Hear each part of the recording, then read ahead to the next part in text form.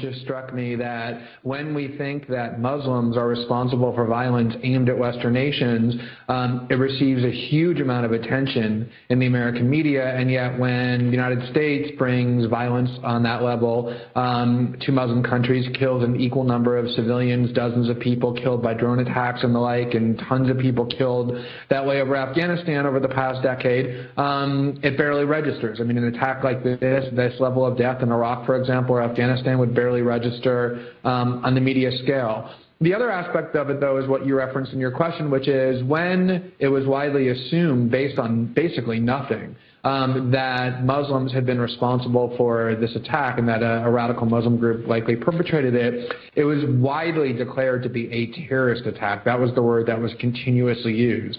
And yet when it became apparent that Muslims were not involved and that in reality it was a right-wing nationalist with extremely anti-Muslim, strident anti-Muslim bigotry as part of his worldview, the word terrorism almost completely disappeared from establishment media discourse. Instead, he began to be referred to as a madman or an extremist.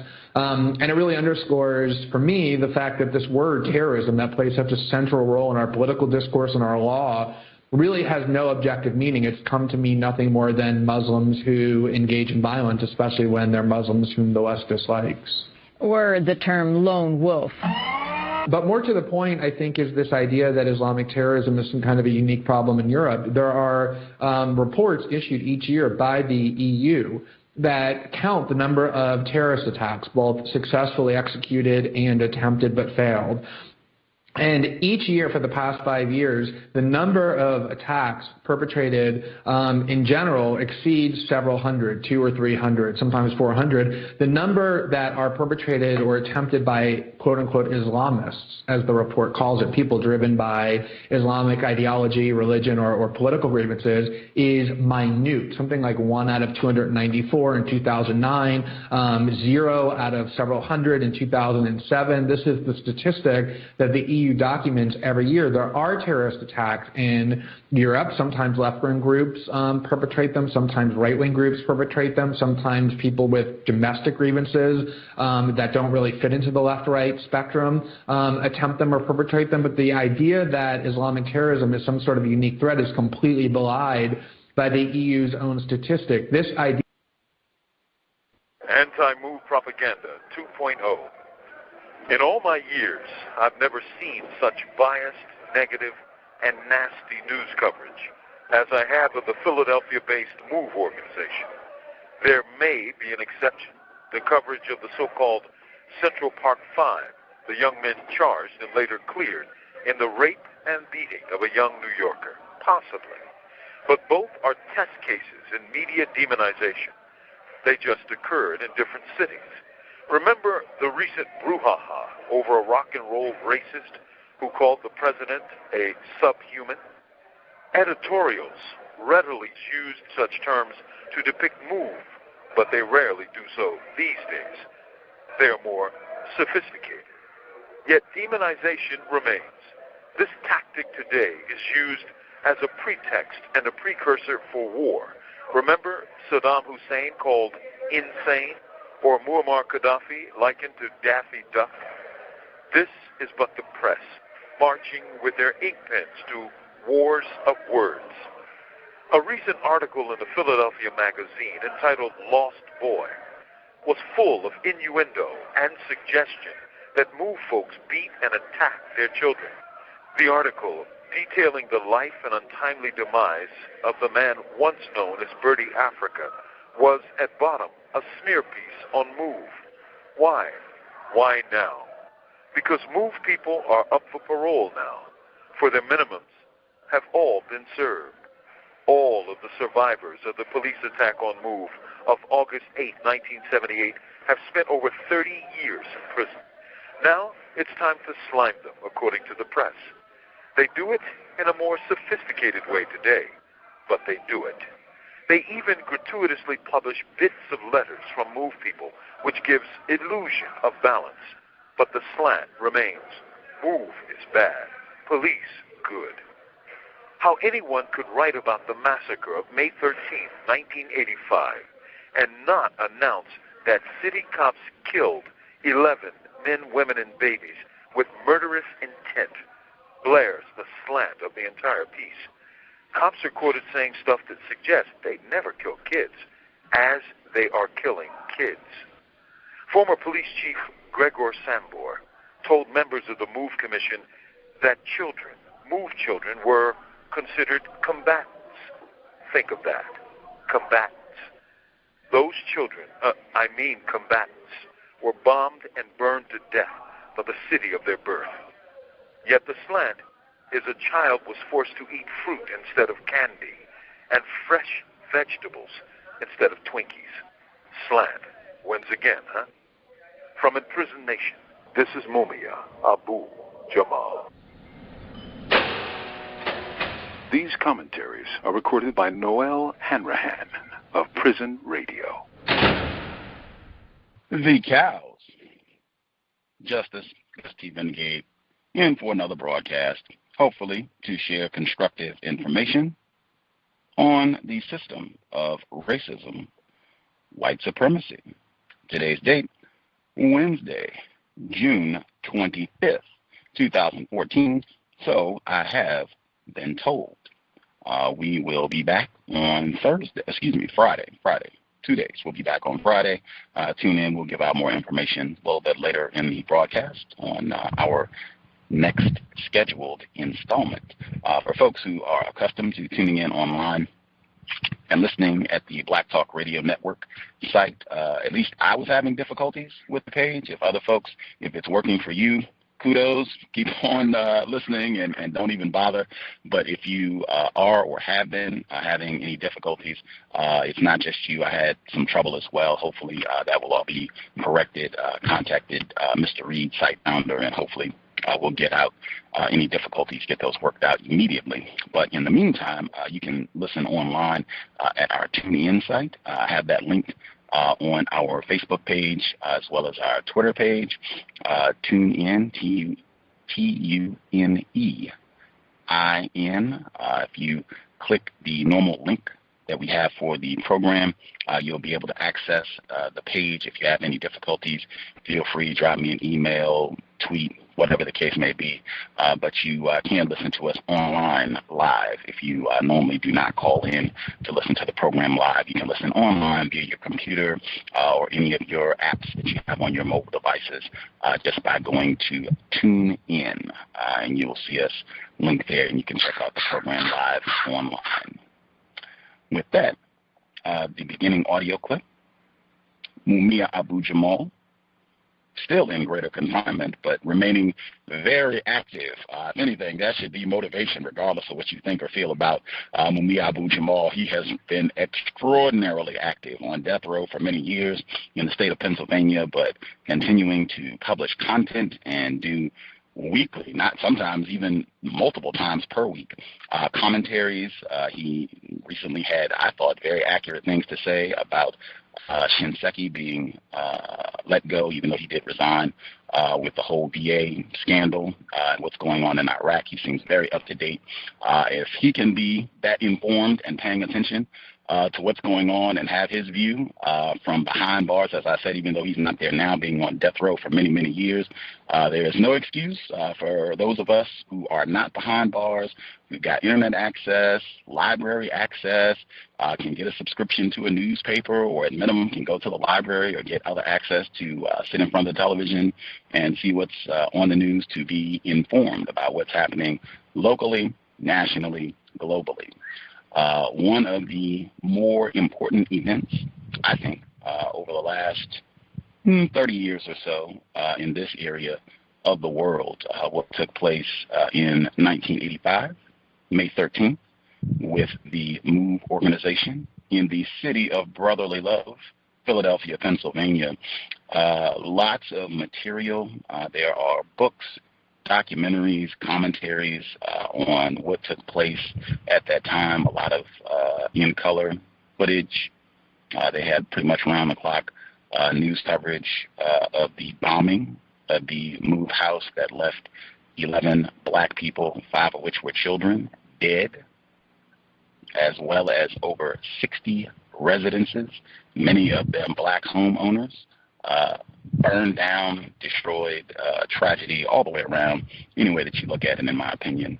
I've referenced this event many times before, and I have encouraged folks to read, watch films, check it out. I think it reveals quite a bit about the system of racism, white supremacy. There was a great documentary that was released just last month. Well, it was released on PBS. I think it was out a little bit before that, but it debuted on PBS's Independent Lens last month, the day before the anniversary, the May 13th anniversary of the event. Posted it on Facebook and Twitter and encouraged folks to check it out. I know a lot of people did view the content and had a lot to say. I thought it would be great to get the director and filmmaker on the program.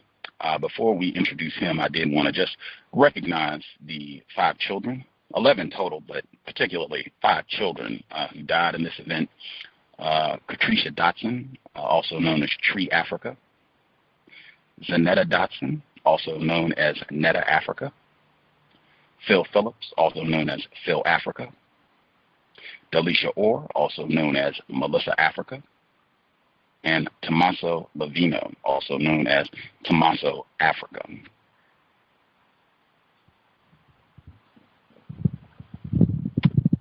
Context of White Supremacy. Our guest for today's broadcast, he is the director and producer of that documentary film, Let the Fire Burn, which again was just debuted on PBS's Independent Lens last month. You can still access the website to get more background information about our guest as well as the film. He is a documentary filmmaker and assistant professor in the School of Media and Public Affairs at George Washington University in Washington, D.C. He is a longtime media educator, producer, and instructional author with a background in documentary, social sciences, and education theory. Will be great to get some of his views on this tragedy in Philadelphia, as well as his thoughts on racism in general.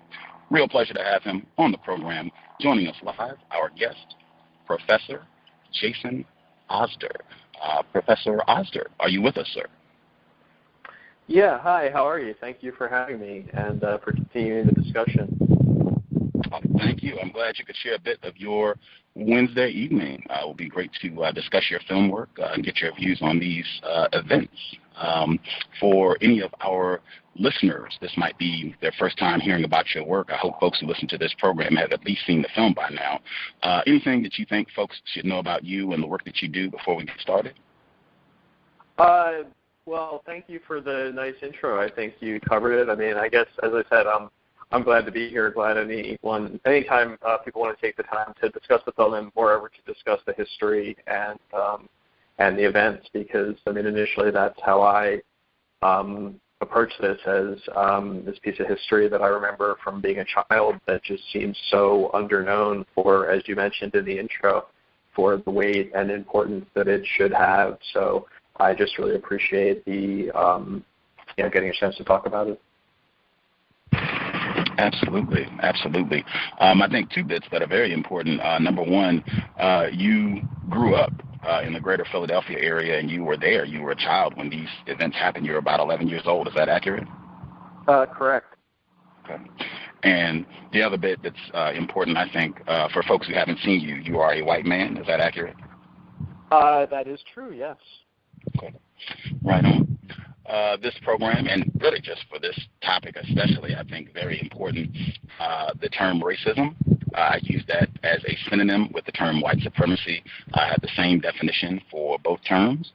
The definition I use is as follows: a global system of people who classify themselves as white and are dedicated to abusing and or subjugating everyone in the known universe whom they classify as not white. Do you think that such a system exists, and do you think that's an accurate definition? Oh, boy.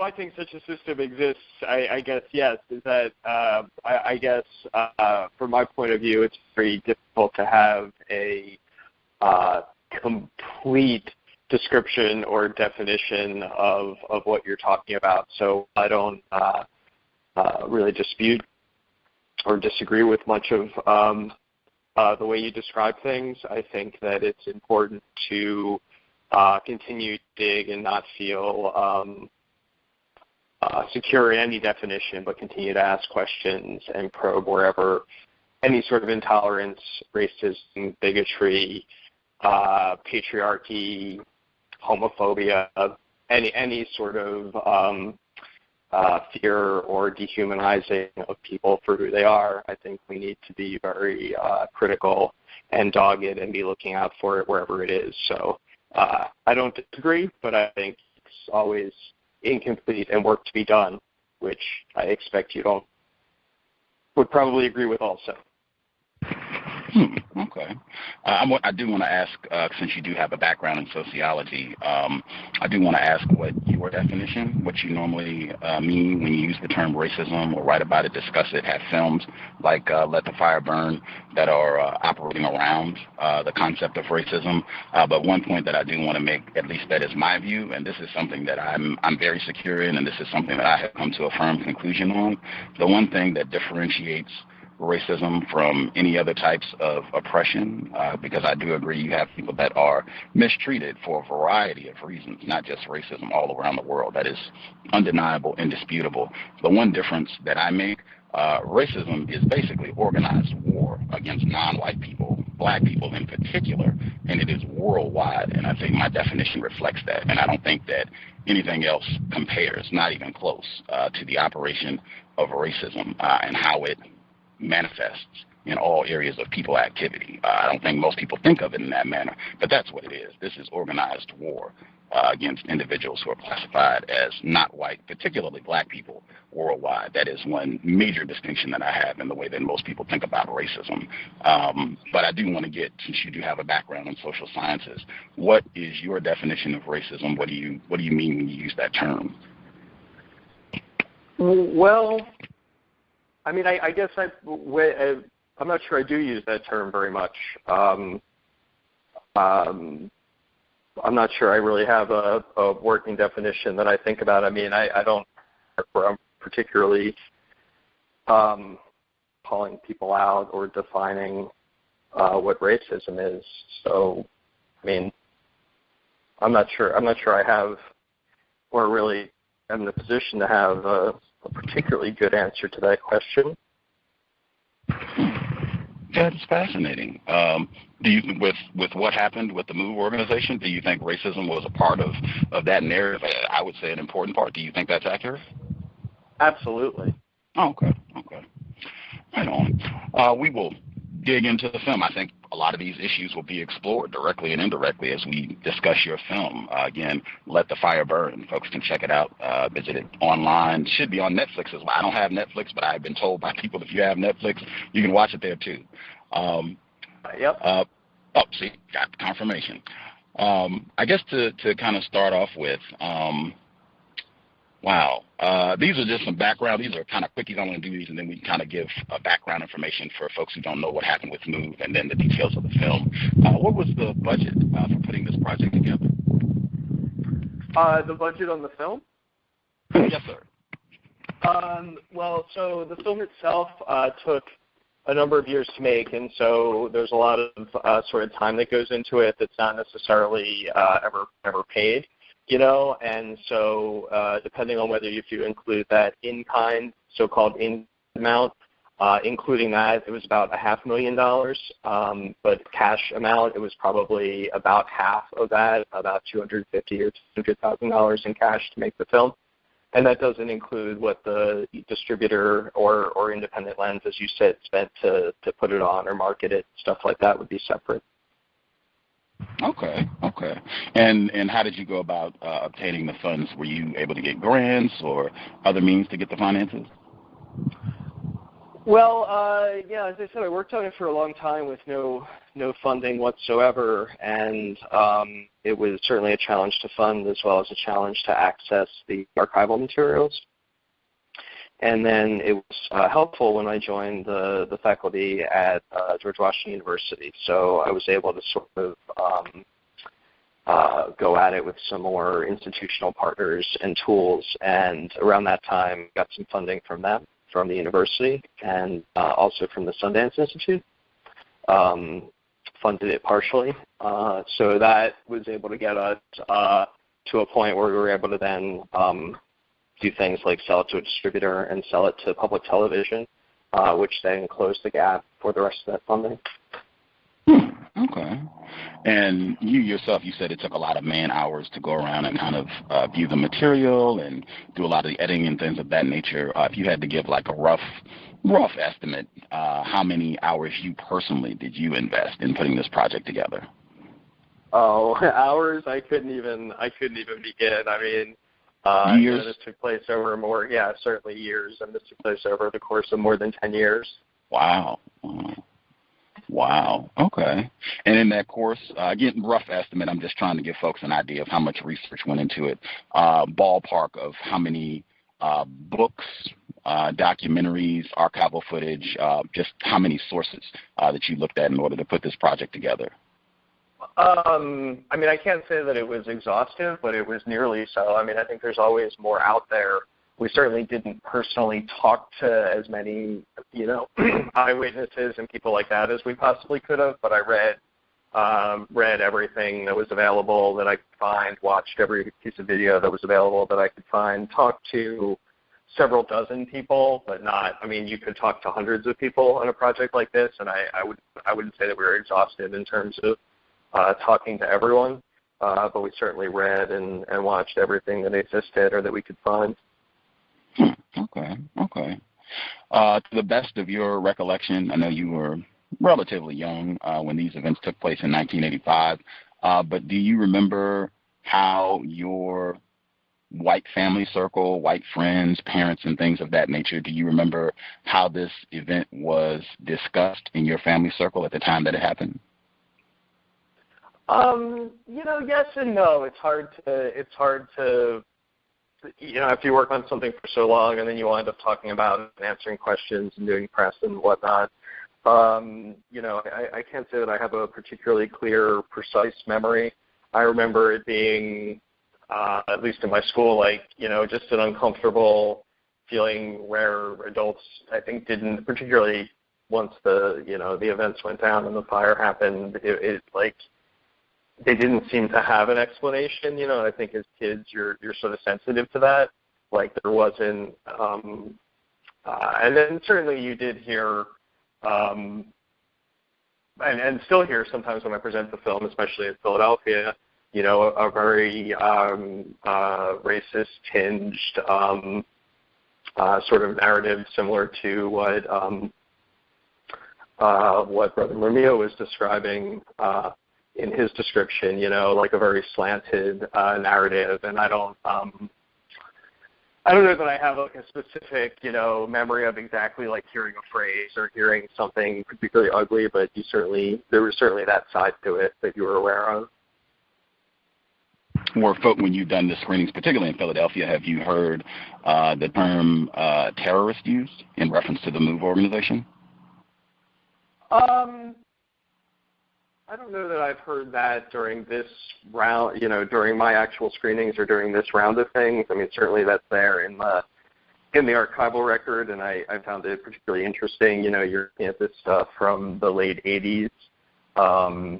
There was also, I read the academic books on it, and some of them, a book by an academic named Robin Wagner Pacifici does some textual analysis of the newspapers of the time. And one of the things she hits upon is, and again, this was echoed in the intro piece, the tendency of the press. They didn't know, they sort of struggled collectively to know what to call MOVE, right? What word to use for the group. And some, the various words that are, back to nature, and some use cult, and that's, not accurate, and back and forth. But her point was to sort of map it all out and read all the newspapers and what they used. And what she realized is as they didn't know what to use, but as they coalesced toward May 1985, they agreed on the word, and that word was terrorist. And that's what the newspapers were using as May 1985 came around. So I don't know that I've heard it like at the screenings or anything like that, or in the press around my film, but certainly in the film itself, we tried to, it's interesting to recontextualize some of that commentary from the 80s today with how that word is used, certainly. Absolutely. Pre-9/11 for folks in the use of that word. You did use the word racist. I did want to point that out as well. You did use the term racist just there. With regards to just kind of laying this out, because I feel like it's such a massive story to kind of give a snapshot of briefly for folks who don't know about this event. I guess to the best of your ability, if you can kind of sum this up to make a very long and difficult story short as possible for listeners, and then we can kind of get into details of the film. Can you lay it out for folks who aren't familiar? I'll do my best, and please jump in from your perspective at any point. But so MOVE was a group, an organization that started in the early 70s in Philadelphia, led by a man who called himself John Africa. And it was always a primarily black group, although didn't really identify in terms of a racial identity primarily. And had sort of a set of beliefs to describe themselves as religion, wore their hair in dreads when this was much more uncommon than it is even a few years or a couple decades later, and sort of the early on coming conflict with the Philadelphia police, which have a really brutal police force, very racist police force at this time under police chief and then mayor named Frank Rizzo. And so throughout the 70s, sort of tension builds between these groups, the Philadelphia police and the MOVE group, and they wind up coming into conflict in a neighborhood called Palatine Village in 1978, and they're barricaded in a house, and shots are fired, and one cop by the name of James Ramp is killed, 2 firefighters are injured, and all of the MOVE people are dragged out of the house. One person, Delbert Africa, is beaten on camera, and a group of 9 MOVE members that come to be known as the MOVE 9 are convicted of the murder of this cop, James Ramp. So the disputed murder. I just want to hop in. Exactly. That's right. And the trial, also part of MOVE's activism is to represent themselves in court, which they do at this trial. So the trial itself is very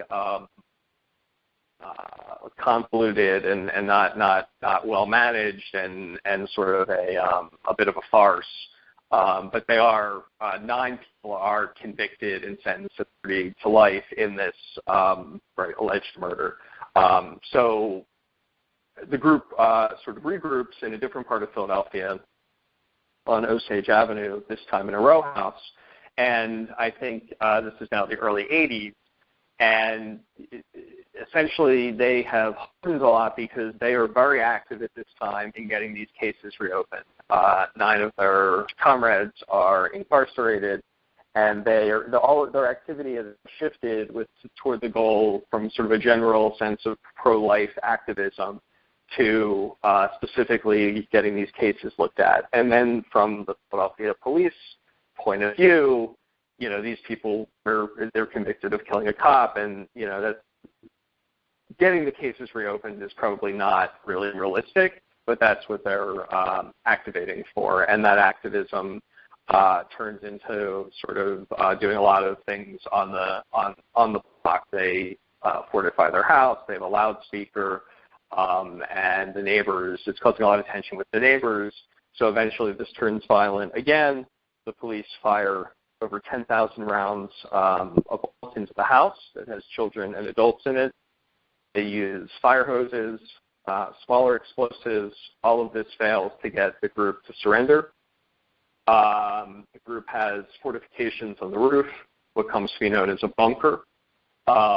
This puts the police somewhat on their heels, I think. They have high ground. They feel like they've been shot at before.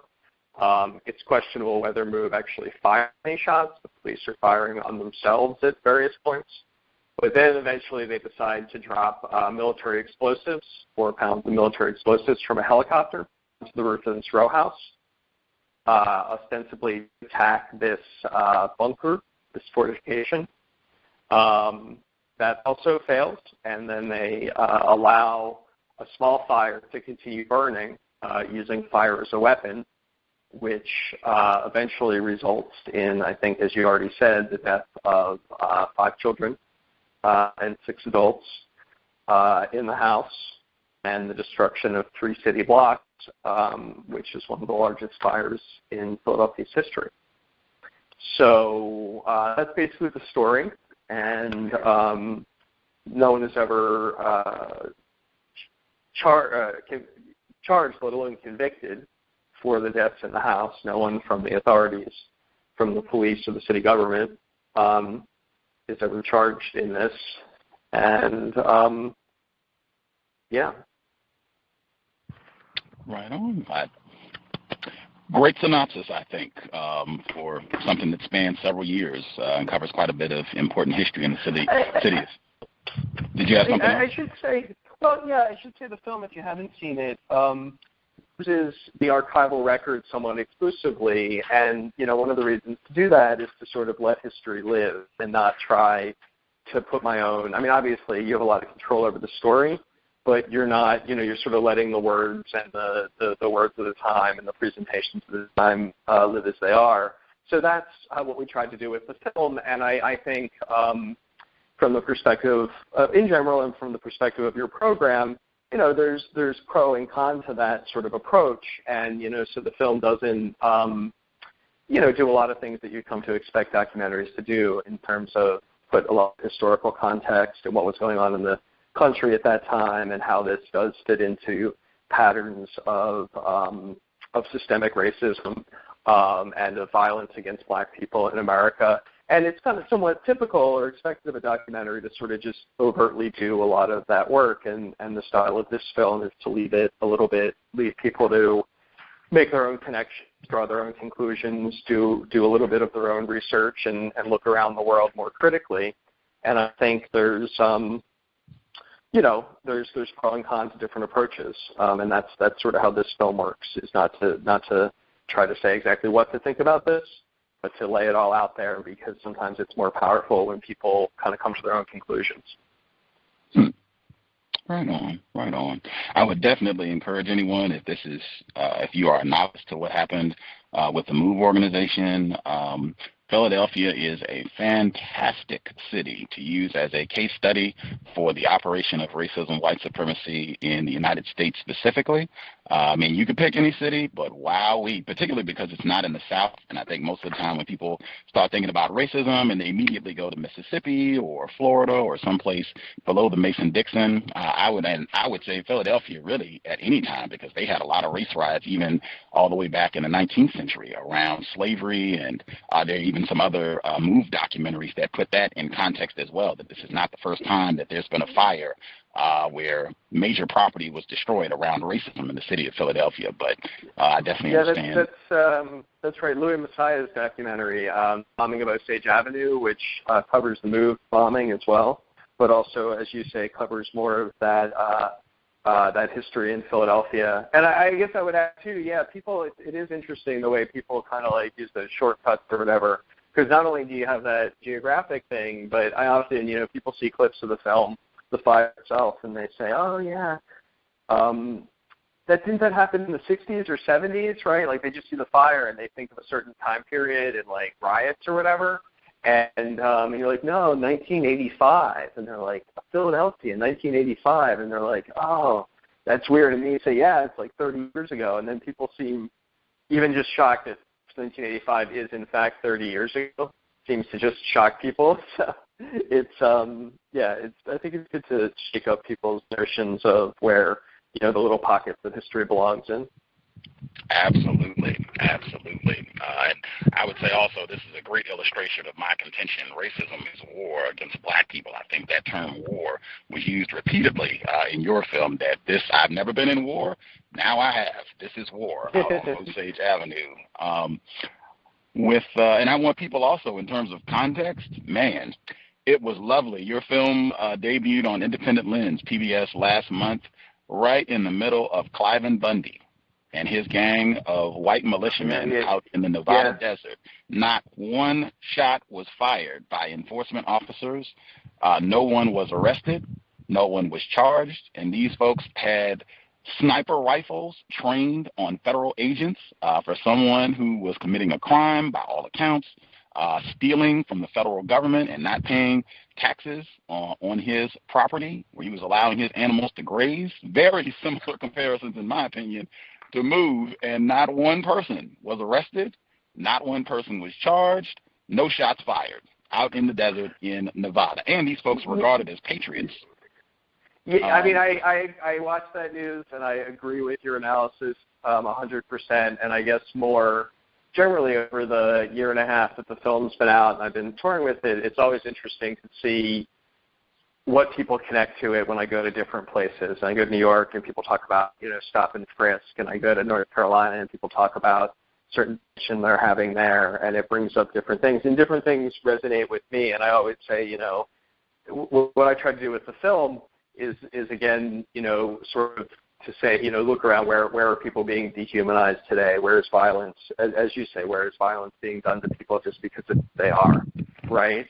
And I have to say, as I personally look around in the United States, Cliven Bundy, I get it. That's sort of like it's like a side story. To me, it's stuff like Stand Your Ground. That is the tip of the iceberg. If you want to talk about systemic racism, like that to me is just a license to black men. It's just really that's one of the places we have to start if we're looking around. Where does the work need to be done? In my humble opinion, Right on. I wouldn't. I think if I heard correctly, you said that's kind of a sideshow with Cliven Bundy. And in my view, anytime you have white people with armed weaponry and they're showing that they have no problem aiming these weaponry at federal agents, that to me is very, very serious.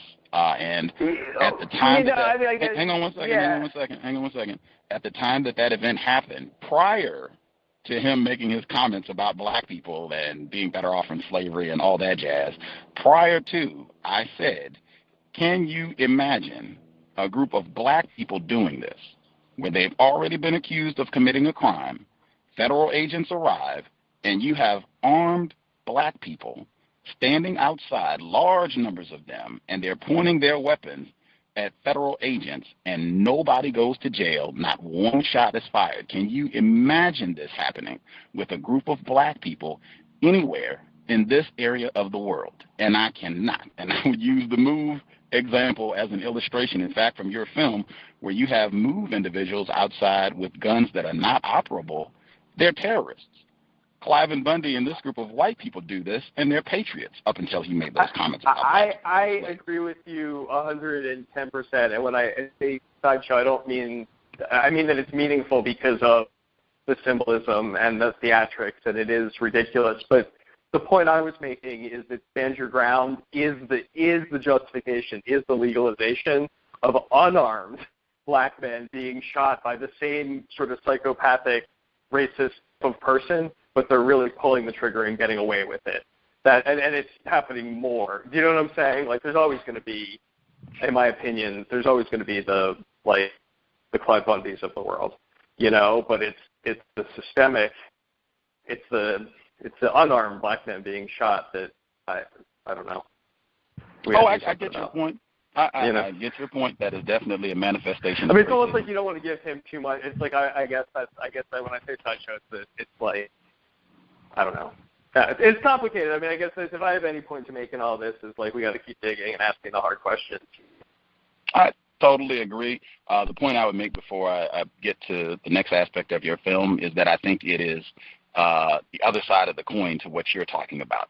that black male gets shot, or the black female in the case of Renisha McBride, Miriam Carey in your area, when that black person or child gets shot and killed, Jonathan Ferrell, since you mentioned North Carolina, it's got to be because a white person has a gun. And when you get the justification for having a gun, like Cliven Bundy, that's what part of what they were saying. Yeah. I have a right I mean, it's all to have connected. my weapon. That's right. It's very much connected. Absolutely. You also, in your film, I want to ask, it's been, I guess it's closing on 30 years. It'll be 30 years next year in May. Do you think that that's accurate? Mumia Abu-Jamal, he said he feels that the MOVE organization has been smeared over the years and even now, currently, in terms of what people think about this group and just thinking of them as terrorist hoodlum thugs and, those that are in jail, they need to stay in jail, and we certainly don't need to celebrate or look at closely anything that they did. Yeah, I mean, I do agree. I think it is a complicated story in terms of, I think that I don't think we can celebrate every single thing that MOVE did in terms of their activism, right? Some of it I was sort of very aggressive to the neighbors, if no one else, and things like that. But in terms of how they covered historically and even today, yeah, I think few journalists sort of take the time to give it the depth it deserves. Hmm. Do you think it's accurate when people, I guess you said not so much now, but frequently during the archival footage and older press material, they were labeled as terrorists? Do you think that's an accurate label to call them terrorists? No, I mean, I don't think that's an accurate label, but I think that one of the things that, so for instance, you bring up the demonstrations with non-working weapons, right? So while I think they were very, very talented provocateurs, right? And so I think that they sort of very much knew the reaction that a black man with a rifle demonstrating in that way would get. They were sort of one of the phrases that MOVE likes to use is that they practiced a type of activism that depended on counterpunching, and they would sort of do activities that would cause the racist system to come over the top and show their real nature. And so I think that's part of the dynamic that was going on. Do you know what I mean? I don't think they were terrorists, but they were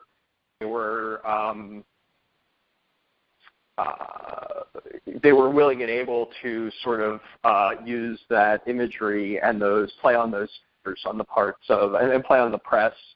And there's a line in the movie where they ask Ramona, "Are there explosives in the house?" Right, and the press used to report all kinds of crazy stuff: explosives and tunnels, nuclear weapons. I mean, just totally off the wall stuff, right? And MOVE was good at this, right? They were good at sort of ginning up this kind of response. They would never deny it, right? So Ramon says, you wouldn't know if there's explosives in the house. You've never been in the house. You wouldn't know. So yeah, there was a whole dynamic there between the press and the racist cops, the new black mayor, the neighbors, who were, sort of working class black folks that were not very appreciative of MOVE's lifestyle and their activism on their block. That's an understatement. Absolutely. But, I'm sorry. Go ahead. I didn't disagree with any of Brother Mia's analysis, and I would love. I had the pleasure of speaking with him briefly, directly around when the film was coming out, and I was working closely with Ramona and Pam, and they were in contact with him. And I asked him if he'd be able to see the film, and he said he didn't think that would be possible, which is unfortunate because that's to me as a filmmaker that's where you always really want to start the discussion is with your treatment of it. I too would be interested in hearing his thoughts on the film, what he would have to say. He's also an integral aspect of Philadelphia history, racism that's ongoing. Debo Adegbile, I think a lot of folks just heard about him recently this year with all of that.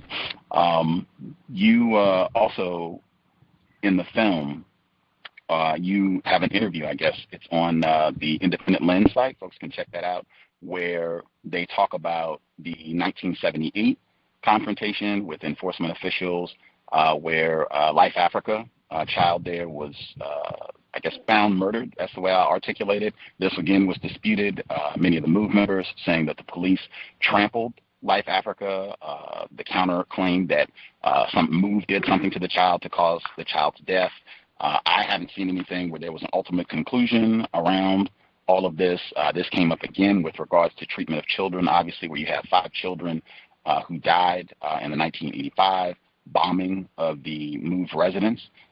In the interview that you conducted with the folks at Independent Lens, you said that one of the things that drew you to this story was the failure of the police and the MOVE parents to protect the lives of those children. And I wanted to ask, what do you think the MOVE parents should have done that they didn't do to protect those lives? Well, I think, I think when you get into sort of blame and culpability, you don't want to ever, create any sort of equivalence in terms of what happened there, and who's ultimately to blame and who should know better. On the other hand, I think at a certain level, the people who have least blame are those children, right? And at a certain level, everyone who is an adult, a thinking adult, bears some responsibility to what happened to the children. Not equal responsibility, but some responsibility. So it's not so much that I think that MOVE should have done something else. It's that I draw a distinction between sort of an activist who decides to live their life in a certain way and even risk their life in terms of their cause, and a child who grows up in that and doesn't have the issue of agency, right? Who didn't choose that life. Michael Ward didn't. He came into the group at age 2. He didn't choose to be there. So when I say that, it's not so much that I think MOVE should have done something differently that day. It's just to draw a distinction in the agency between an adult who sort of chooses that and a child who has no choice in that. And as a child, that's I think what I was attuned to, is that you wouldn't really have a choice if that's with your family. And I do very much see MOVE as a family. And I think, like however you grow up, it seems normal to you. And so that's basically the distinction I was making. I think everyone who is an adult today needed to do more to keep children from dying in that way. I mean, I think in retrospect, it's always easy to say, right? I mean, the neighbors on the block, going into it, they were ready to go. They were ready to battle MOVE directly, right? They were almost at the point of physical confrontation, if not past the point of physical confrontation with the people living on that block. But in retrospect, those people would have rather just stood arm in arm with MOVE to protect those children and protect their homes, right, and not have people be killed, you would think. It's much easier to say that in retrospect. Given that both in 1978 as well as in 1985, there was advance notice that there was going to be police confrontation, that they did intend to come in forcibly if need be to evacuate MOVE members. Do you think that they should have evacuated the children? I'm talking about the MOVE organization. Do you think that they should have allowed the children to exit to make sure that they were not harmed? Well, I mean, it's hard to get into should-haves and counterfactuals. I mean, where I don't know. I'm not really in the business of telling people what they should have done and things like that. I mean, it's their children, and generally in our society we have a very high bar for when people should give up their children and things like that. There are certainly moments where you wish people could have paused. There was a moment after they'd fired all the bullets, right? After they had used smaller explosives and fire hoses, where the children in the house were still living, and people sort of poked their head out and looked around. The cops went out for lunch, right? You would think that someone would have, at that point, from somewhere, some side, waved a white flag and said, "We don't want these kids to die out here, but they didn't, right? They kept pushing, right? So you would hope that there was at some point that it could have been subverted, but it wasn't. Context of White Supremacy. Again, our guest, Professor, George Washington University's Jason Osder. Well, I guess before I get to the next question, just pointing out from the film, you have the documented testimony from Officer James Berghauer. Hope I'm not butchering his name. Where yeah, I think that's right. Right on. Where he attempts to go and rescue Birdie Africa, and other officers try to stop him and saying, I think this is a trap. I think this is a setup. Ramona Africa had just come out, and I think, this could be some sort of trap or setup to try to ambush you. What you talked about, that fear of being shot, whether it was real or not. And he ultimately did go to rescue the child, but even in his attempt to do this, it seemed other officers attempted to stop him from doing this. We had a question, listener, they tweeted in, I guess they had two questions. They wanted to know what crimes was the MOVE organization charged with, and why was the decision made to bomb them? She said she couldn't tell from watching the video. Yeah, so let's see, offhand, there were arrest warrants for some members inside the house. I think it's the film there goes by briefly. Offhand, I can't exactly remember, but I think there were, minor charges, because it's sort of one of the ways that it operated was they didn't, they would sort of clog up the court system. They would get a lot of contempt of courts. They would be pretty embroiled and enmeshed in the court system often. So I don't remember exactly the charges, but there were sort of arrest warrants that they were parole violation, criminal conspiracy. I was naming some. Parole violation, criminal conspiracy, terroristic threat. Those were some of the initial charges, I think. That sounds right. I mean, and then ultimately Ramona, after the fact, is convicted for conspiracy to riot and I think maybe, again, terroristic threats. So I don't remember exactly the charges, but there were charges related to their activism, basically, and this was not unusual for them to have charges against them. In terms of why they decided to drop a bomb, I mean, that's I can't really put myself in that mindset. I mean, some things as I did the research that I think give us partial traction on this way of thinking, if you will. I think there was a certain amount of sort of plausibility within the police force, meaning that a lot of people sort of didn't want to, didn't look at the plan or didn't want to be involved in the planning, so they couldn't really be blamed later. I think that there was an element that day of what's called sort of the sunk cost fallacy, where the people in authority got in a mindset of we've come this far, we need to finish it sort of thinking, which I think led to sort of the rash behavior. And then, their ostensible explanation was that they were trying to rid the bunker from the roof, this fortified sort of fort that they had built on the roof, and that they were the authorities were afraid that they could be shot by people positioned in that fortification. So, I mean, does that really add up? I'm not sure that it does. I mean, I think the other question is letting the fire burn. I mean, they had an opportunity still after they dropped that bomb fire hoses were in place, pointed at the roof. They just needed to be turned on, and they weren't. So there was even another decision point after they dropped the bomb. Why did they decide to let that fire burn?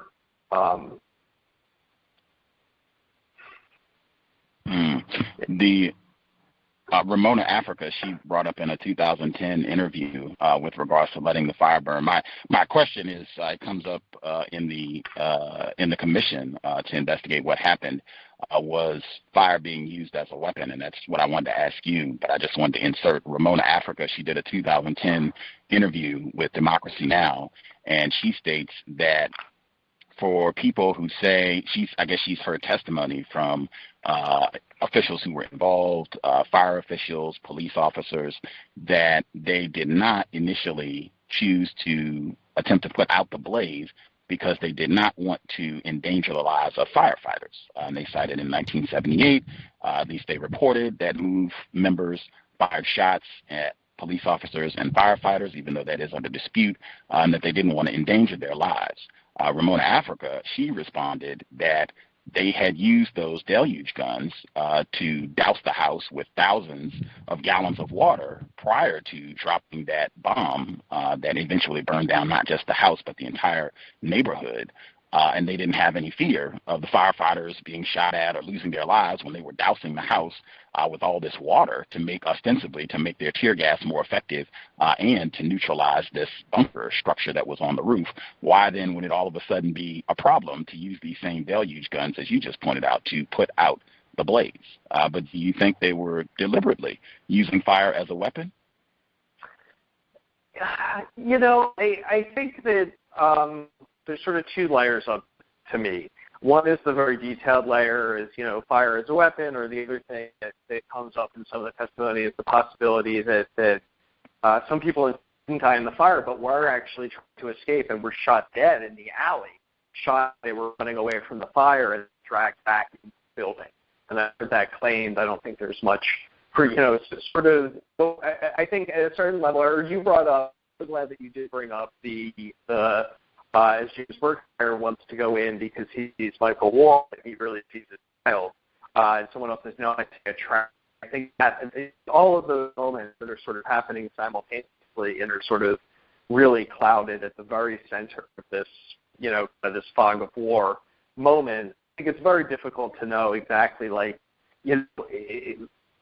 who's that, maybe Sam Moore wanted to use fire as a weapon and maybe someone else allowed him. But I think what rings true through all of it is this idea of dehumanizing people, right? Like if you saw those children in that house as equal human beings, none of it is reason. That's moral error, right?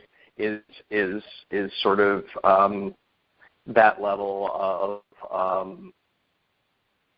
of dehumanizing people, I think.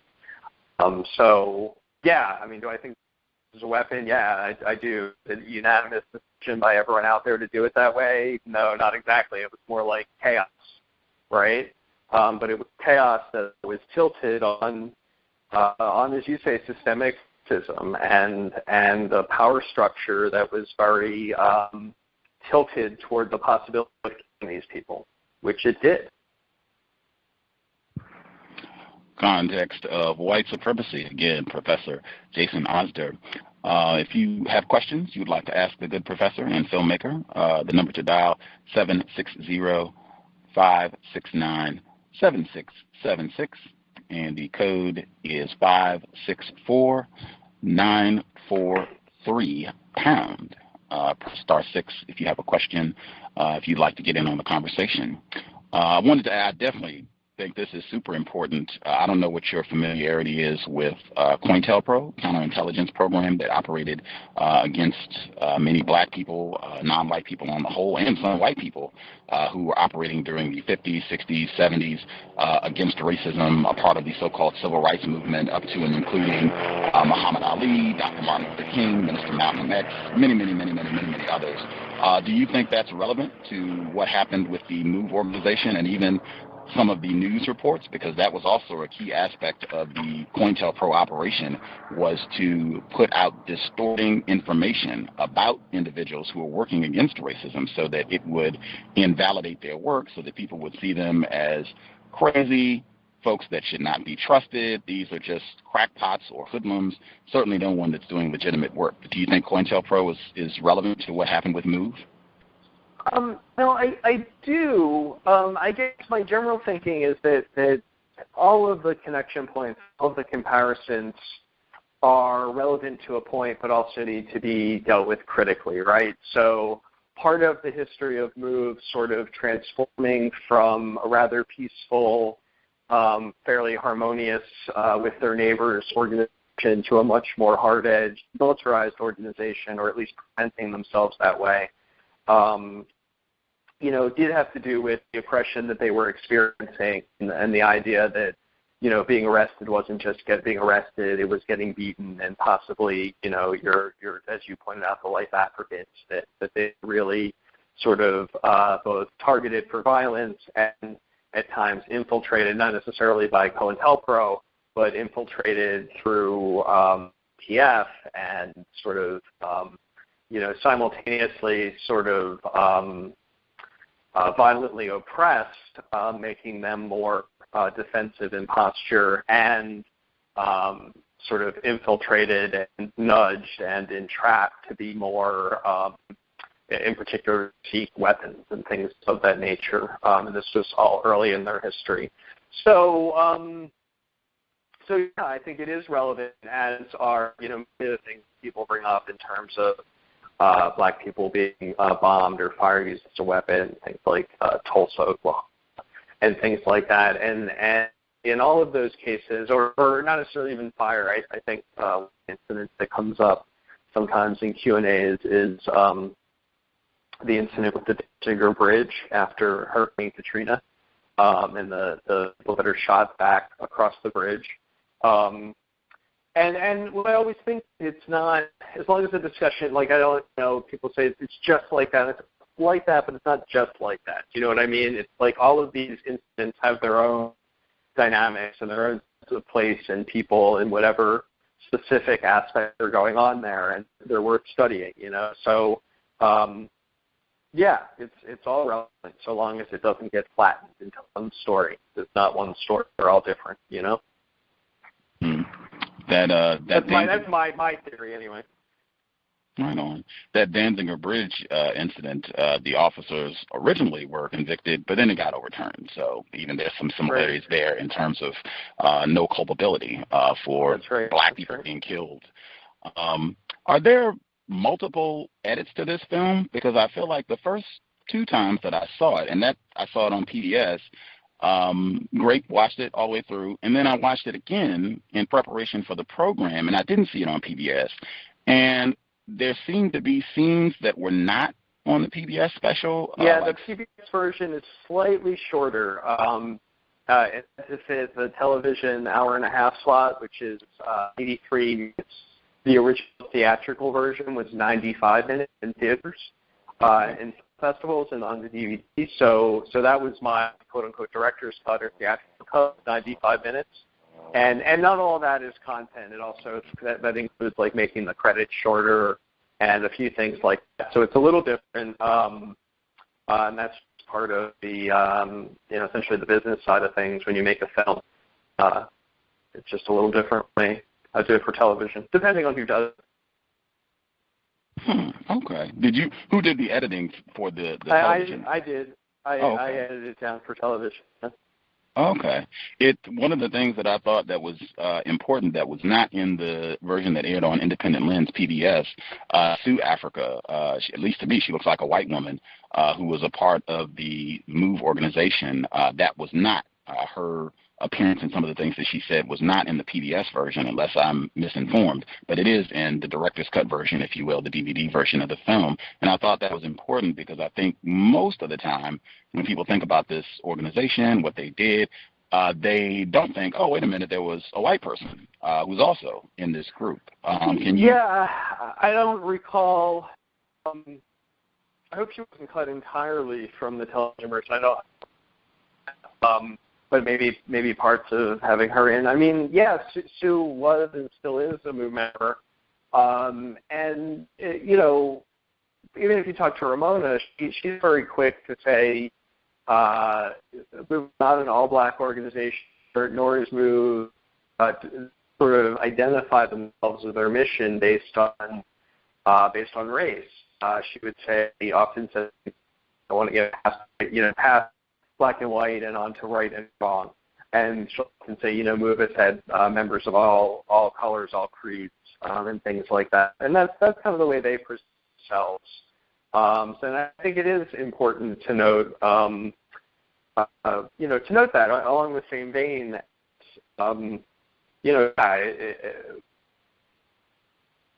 every story has its own peculiarities and its own differences, and certainly one of the ways that they see themselves. Do you think that had any impact? Because I think the director's cut, and I'm almost positive that these are some of the scenes that were not in the PBS version, where she's talking specifically about her being a white person, being there and being present, and that having an impact on how they're treated, how enforcement officers deal with them when she's visible, she's present. You can see, oh, wait a minute, there's a white woman there, as opposed to when she is not there, and how they respond to them and deal with them there. Do you think that had an impact? I can't actually say that I remember at that level of detail what you're saying. I mean, ultimately, both in 78 and in 1985, the people who were killed were black people, and so it matters. I don't know that's specifically the answer to your question, but none of it takes away the idea that the white police force essentially lynched the black people in the house with no trial and that sort of thing. So, yeah, I mean, there's ways to slice it finer, but none of it sort of really erases that aspect of it, in my opinion. Right on. I thought this was great. I should have made a sound clip of what you said, so I could have played it. That's my bad. I'll correct that in the future. Maybe I can get that in for listeners. With regard, I should have made a sound clip of this as well with Police Commissioner Sambor. His proclamation, really, at the beginning of all of this, before the bomb drops and everything, when he says, "Attention, move. This is America." Just your thoughts on the symbolism and what's being said indirectly, even in that statement. Yeah, I mean, it's what are you going to say? I mean, that's he's not joking. I mean, he really sort of means what he's saying, is what I mean, and there's a certain brutal honesty in it. Like, this is America. What's about to happen is sort of horribly American in a way. So yeah, I mean, I don't know what else there really is to say about that. I mean, it exists in all of its sort of ironic truth, and also, non-ironic that he doesn't, like, he's not being ironic. You know what I mean? Which is kind of the weirdest part. I mean, that's so many things I think in a film like this are not that people are lying, but they're actually saying the truth, and the truth is so brutal in its nature. You know what I mean? This is America. Yeah.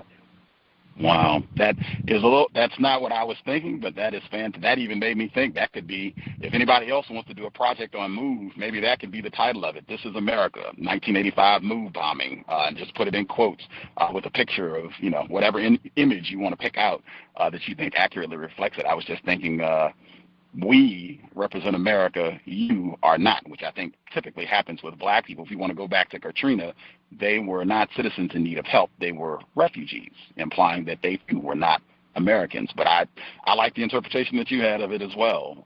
Yeah, I mean, I think it's all in there, and that general, sort of us as them, other dehumanized thinking. It always starts with some way of defining oneself, right? Like, we're not, we're America. You're not. So I think that's all in there. I had to get in just because before I saw your film, I had some knowledge of former mayor of Philadelphia, Frank Rizzo.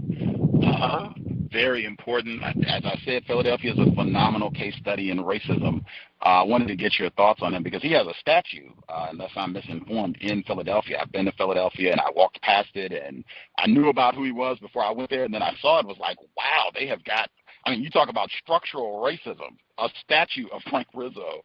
I wanted to read this report before I get your thoughts on how he contributed to this the kind of context in which these events happened. He was mayor during the first conflict, 1978, where Delbert Blair was beaten and the House was bulldozed. This is from the Afro-American Philadelphia publication. This is from the week of October 17th through the 21st, 1978. So this is 2 months after the first confrontation took place. They write, the title of this is Great White Hope. They're talking about Frank Rizzo, and this is in quotes, Great White Hope wrecking Philly in bid to stay in office. And it reads, already dubbed the most powerful big city mayor in the nation, Frank Rizzo has uncorked a tumultuous, racist campaign to change the Philadelphia city charter so he can run for an unprecedented third term. Unless Philadelphia voters on November 7th approve a charter amendment to remove the two-term limit for Mayor Rizzo, 55, cannot run for office again in 1979. If the change is approved, Rizzo will be back in the saddle after a campaign that has openly pitted white against black in a city already faced with mounting problems. 8 months ago, Rizzo said he would not seek a charter change. The former Philadelphia police chief lashed out against quota systems and low-income housing, saying, if you're not a member of a minority, you're in trouble. The following day, at a news conference, Rizzo urged whites to join hands to get equal treatment, adding he would work for equality for whites. I will stop there. It goes on fast, and you can get this online. It's in, again, the Afro-American, October 21st, 1978.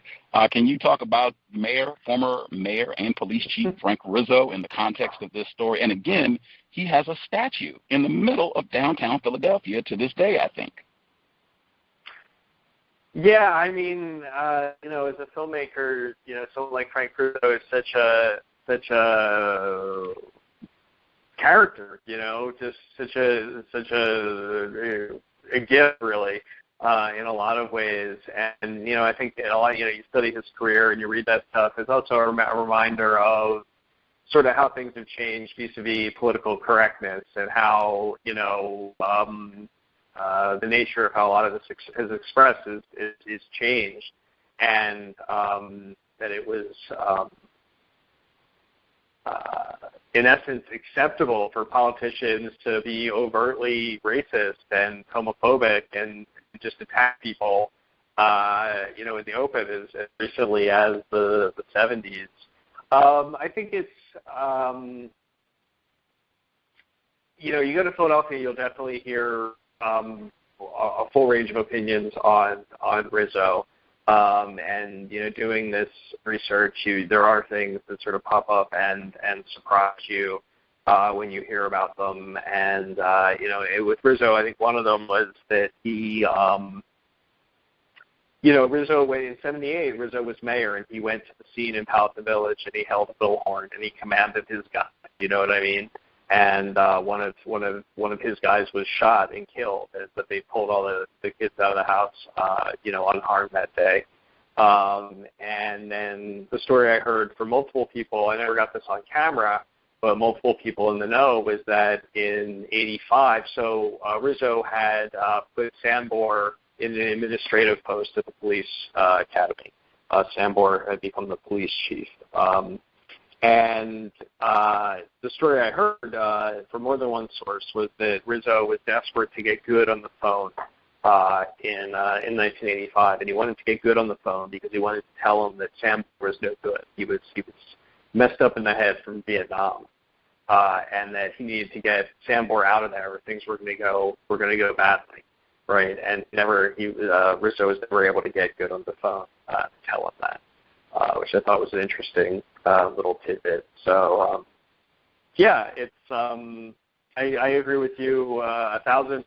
People should study the history of Philadelphia. It is nonstop fascinating, and much of it, especially when it comes to Rizzo, is not even the least bit hidden or below the surface. It's just overt racist, as you read, just pure political pandering. And it's not that long ago. Absolutely. I would keep in mind just the tendency. I picked this up Dr. Kenneth O'Reilly when he talked about COINTELPRO and people who try and put it all on J. Edgar Hoover, and he says, no, this is the system. He wouldn't have been talking about Hoover. He would not have been effective with what he was doing if there were not a lot of white people who were on the same page going along with him. Same thing for Frank Rizzo. He can say all this stuff, but I mean, he did get elected to mayor twice and almost sought to do 3 terms. He was police chief, and he does have a statue. So in my view, this speaks volume to it not just being about one person, but apparently a lot of white people are on board with his views and what he said, in my view. I think that's what at least reveals to me. I thought this was super important. I thought one of the more important aspects, and it seems you thought so as well in the interview you did with the Independent Lens folks, where you talked about James Bergauer. Again, I hope I'm saying his name correctly. White officer. He was the one who rescued Birdie Africa. There's footage of him kind of running off and getting him to safety. Officer Bergauer testifies about, what he saw, what he did, being out there going to rescue Birdie Africa, and what happened to his interchange with other officers. This is one of the few moments in the film where you do have some titles, where it's not just letting the archival footage speak for itself, where you have written that after his testimony, apparently some of his fellow officers wrote on his locker, "nigger lover," apparently being upset about his given testimony. I thought that was extraordinarily important, and to me the significance that, and I've said this many times, this is, in my view, one of the core tenets of racism, white supremacy. As a white person, you cannot be ignorant about racism. You will get in trouble with other white people.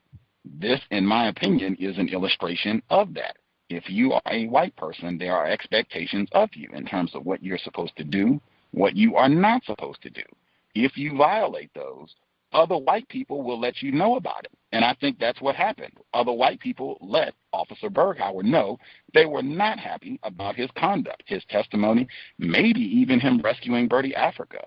What are your thoughts about that moment, and you including that, because it seems you also thought that was a really profound moment in all of this? I think it's very profound, and I agree with where you're coming from. I guess I would add a wrinkle that is not going to surprise you, but I think it does. It's also the thin blue line, and it plays out on police forces. It's everything you say, but it's a different layer and wrinkle in police forces. In that that thin blue line, sometimes I think, and that idea that you hold the police's secrets, right? And there's always there can be a racial aspect to that too, but you'll often find a black cop on the side of the thin blue line with the other cops. And I think you see that, in that sense in which that other moment that you pointed out that was very telling, where the one cop sees a trap, right? And that doesn't see a person. It was striking to me how the black cops were on board with that as well. So I think that building on top of it, the way it works in police forces, I think is also very telling, in that, crossing that thin blue line. And it's still racism. It doesn't change anything you said, but it just flips it around a little bit differently and plays into some of the things we were talking about in terms of the way police behave in a lot of cities. I think, I think, James, it's I think a lot systemically in how power works, and I think, some of those officers didn't really want to go back in that back alley. I think a lot of them would have been happy to be sitting on the couch that day drinking a beer, right? And I think once they were back there, they sort of become locked into being, they're not human themselves. They become, I look at them like little army figures, with their plastic feet kind of stuck in the, kind of anchored in their boots, like, ready to pull the trigger. And I see James as someone who sort of wakes up out of that plastic state, and he sees that's a child, right? He does the human thing. He sees the other human being there as opposed to the category. And so I think that's important, but it comes with a price, you know what I mean? And you see that. And and you see how it's exacted, and it's brutal. It's not a happy story. One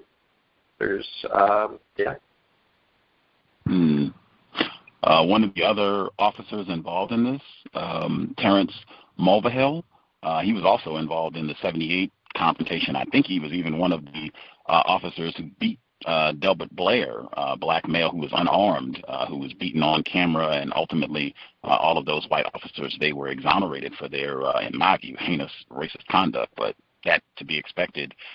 Terrence Mulvihill committed suicide a few years after these events, 1989. Do you think that might have anything to do with his participation in all these events? Well, I don't know, and I haven't studied that stuff extensively. A lot of the police involved had, James Bergauer as well, even though, he sort of did the right thing. He had a lot of rough times after he left the police force. A lot of them dealt with alcohol. There were suicides. There was domestic violence. I'm not sure, again, the statistics specific to these guys versus cops versus the regular public. So, I don't know the direct cause or the direct relationship, but I know that, a lot of them sort of seem to, pay a price somehow, if you will. But I don't know the exact dynamics of all that. But, I think, violence is difficult on anyone. I mean, I think something that, we should think a lot about with soldiers coming home, regardless of why they signed up or why they went, or if we should be at war in these places. Just going to war changes people.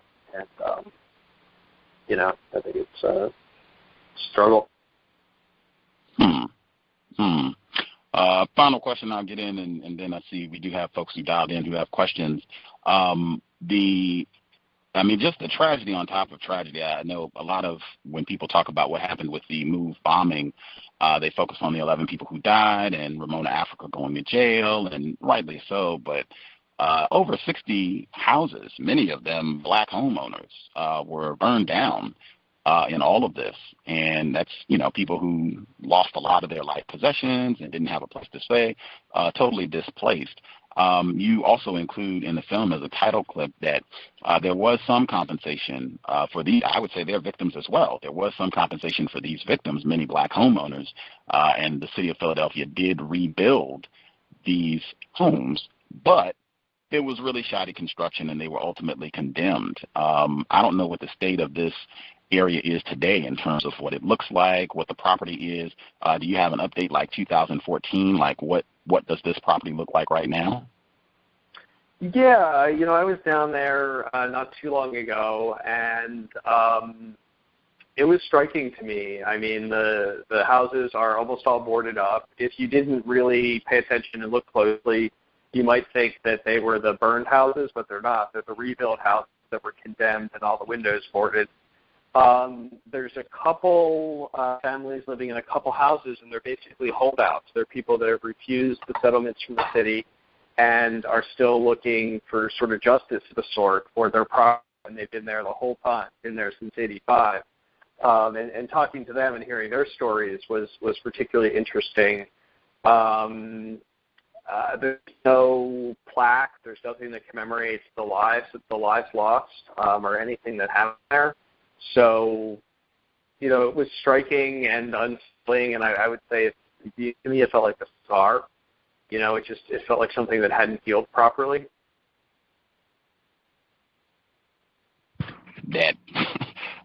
For me, that would be another illustration of just ongoing racism, white supremacy, where this area is predominantly black people who live there. Is that correct? Not even predominantly. I think 100%. Homes burned down, and then they do a really poor job of rebuilding them, where they end up condemning them anyway. I mean, that's... Anywho, we have the people who dialed in who have questions for Mr. Osder. Person who dialed in 4223, did you have a question for Professor Osder? Your line should be open. Hi. Excuse me. Greetings to all. Hi, Gus. Greetings to you, Mr. Osder. I have two questions. The first question, I'm attempting to, just really learn more about how, racism and white supremacy, the system works. And I wanted to know what, I heard you use the term. I know that terms, I'm learning that terms, use of words, very important. I know you use the term racist. What do you mean? What is your definition of a racist? Oh, I'm sorry, of race? Racist. Or racist? Well, I think, I don't know that I have that I have a working definition off the top of my head, but what I think when I used it in conversation was to, acknowledge, confirm, or agree that I think the activities that happened on May 13th, 1985, and the way that violence happened was inherently racist. So I don't know that I have, a simple definition to make in that way, but I think the way I'm using it is to say that this whole event that my film is about is also an example of racism, systemic racism, racial intolerance, dehumanizing violence. And I wouldn't use those things interchangeably, but I think this event is an example of all of them. And you said you wouldn't use those examples interchangeably. I just want to get some clarity. So you don't have a definition for racist, you said? A working definition, I'm sorry. Not necessarily off the top of my head. I mean, I could certainly think about it. I mean, I guess I make films, I'm not really, that's not what I do, is sort of define or theorize things. So I guess I just would have to think about it. Okay. Well, I know that usually when people, speak or use terms, they usually know, they know what they mean when they use the terms. That's why I asked it. I just wanted to know if you had. Do you have a definition that we could discuss and I could maybe react to? I didn't hear. Your phone is kind of breaking up a little bit. I apologize. Could you repeat that question for me? I asked if you had a definition you wanted to offer and we could discuss it perhaps. I use definition of a racist. I would say it's a white person who consciously and or subconsciously, directly or and or indirectly mistreats or abuses another person because they are not white. That's what I'm working with so far right now.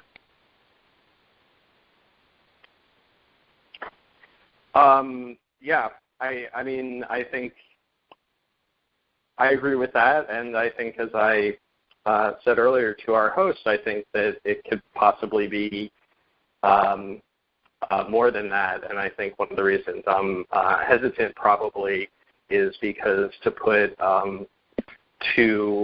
need a definition on something might put something outside of that we also have to consider. So, yeah. Did you say you had a second question? I do have another question, but that's quite interesting that you don't have a definition. Okay. The next question I have is what was your or is your ultimate objective for making? I've been listening intently, but I may have missed it. What was your ultimate objective for making this documentary? Well, I guess I felt pretty strongly that it was a piece of history that was not known as well as it should be. And I think my objective was to sort of take this thing that I remembered from being a kid and try to make more people, particularly Americans, more aware of it, because I think it's a valid, important piece of U.S. history. And I think one of the things that the documentary films can do, not all by themselves and not, not instantly or completely or anything like that, but it's just a movement, as far as history is concerned, and get something written in, more present in our collective consciousness, more existing in our history. It strikes me that this event with MOVE is not really in our history books. And so I guess I was trying to address that gap as well as the film could.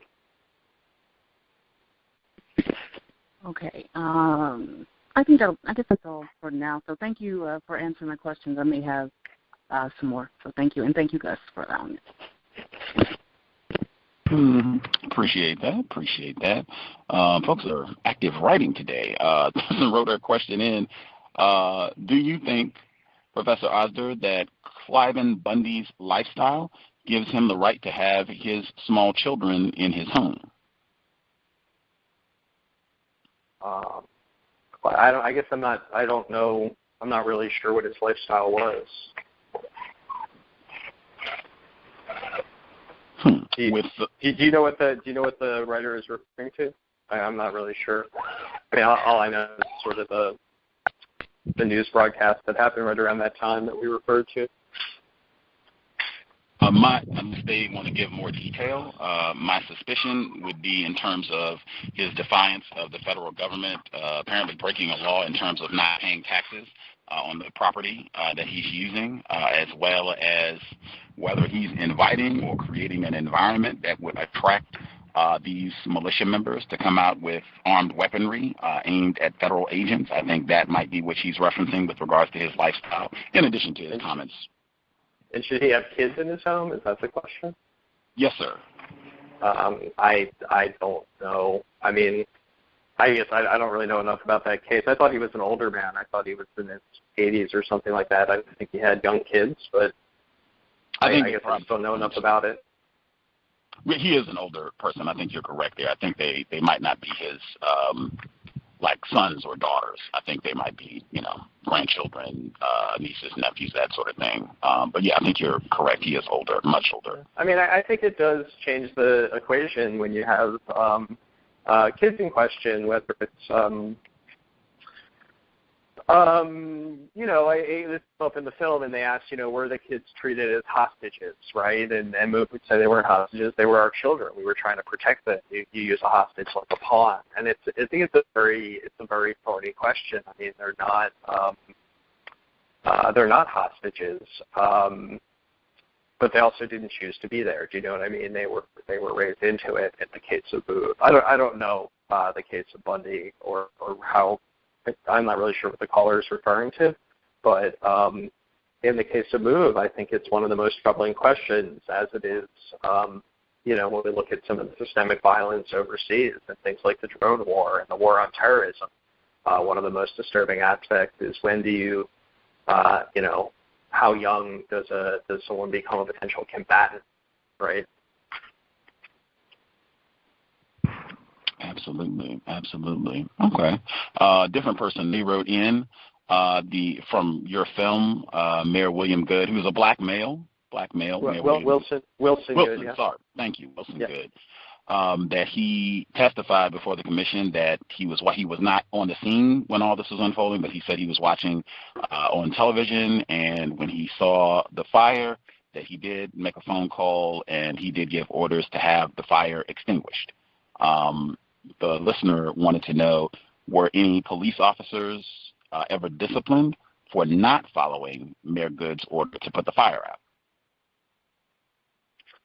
No, I mean not beyond the hearing that you see. I mean the thing about that phone call is it was sort of later than he is sort of implies or testifies there. It is learned later that it was at least he says it was about, in the testimony he says it's about 6 o'clock. In fact, it's about 6:45 before he actually makes that phone call. But the broader question, was anyone ever disciplined for not following the order? The answer is definitely no. But I'm not even sure that's ultimately the question. I mean, the fire chief, in some testimony that's on the film, they asked the fire chief, hey, if you had gotten an order in a timely way to put out the fire, would you have put it out? And he says, well, yes. And it's like, you're the fire chief. Like, when do you wait around for orders to put out the fire? Like, isn't that in the job description? Do you know what I'm saying? Like, the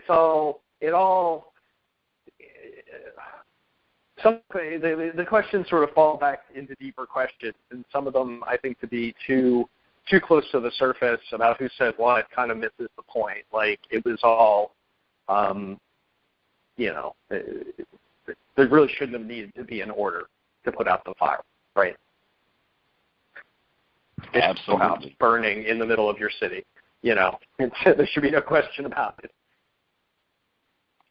Absolutely, I agree 1,000%. And I think on a related level, there's a lot going on at the same time. You do have, as we discussed, this very brutal, very racist police force coming up under Frank Rizzo, and sort of the head of the beast is cut off, right? And Good's raised at the top, and I think he means well.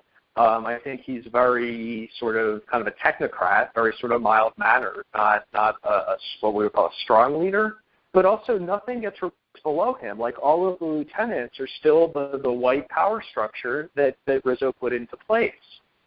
So it really, it's complicated, but then at a root level, it's not complicated. Do you know what I mean? Absolutely. Absolutely. Put the fire out. Very simple. Yeah, exactly. You have firefighters there, put the fire out. Exactly. The person, I think this is Lashes, she dialed in. Do you have a question for Professor Jason Osder? Line should be open.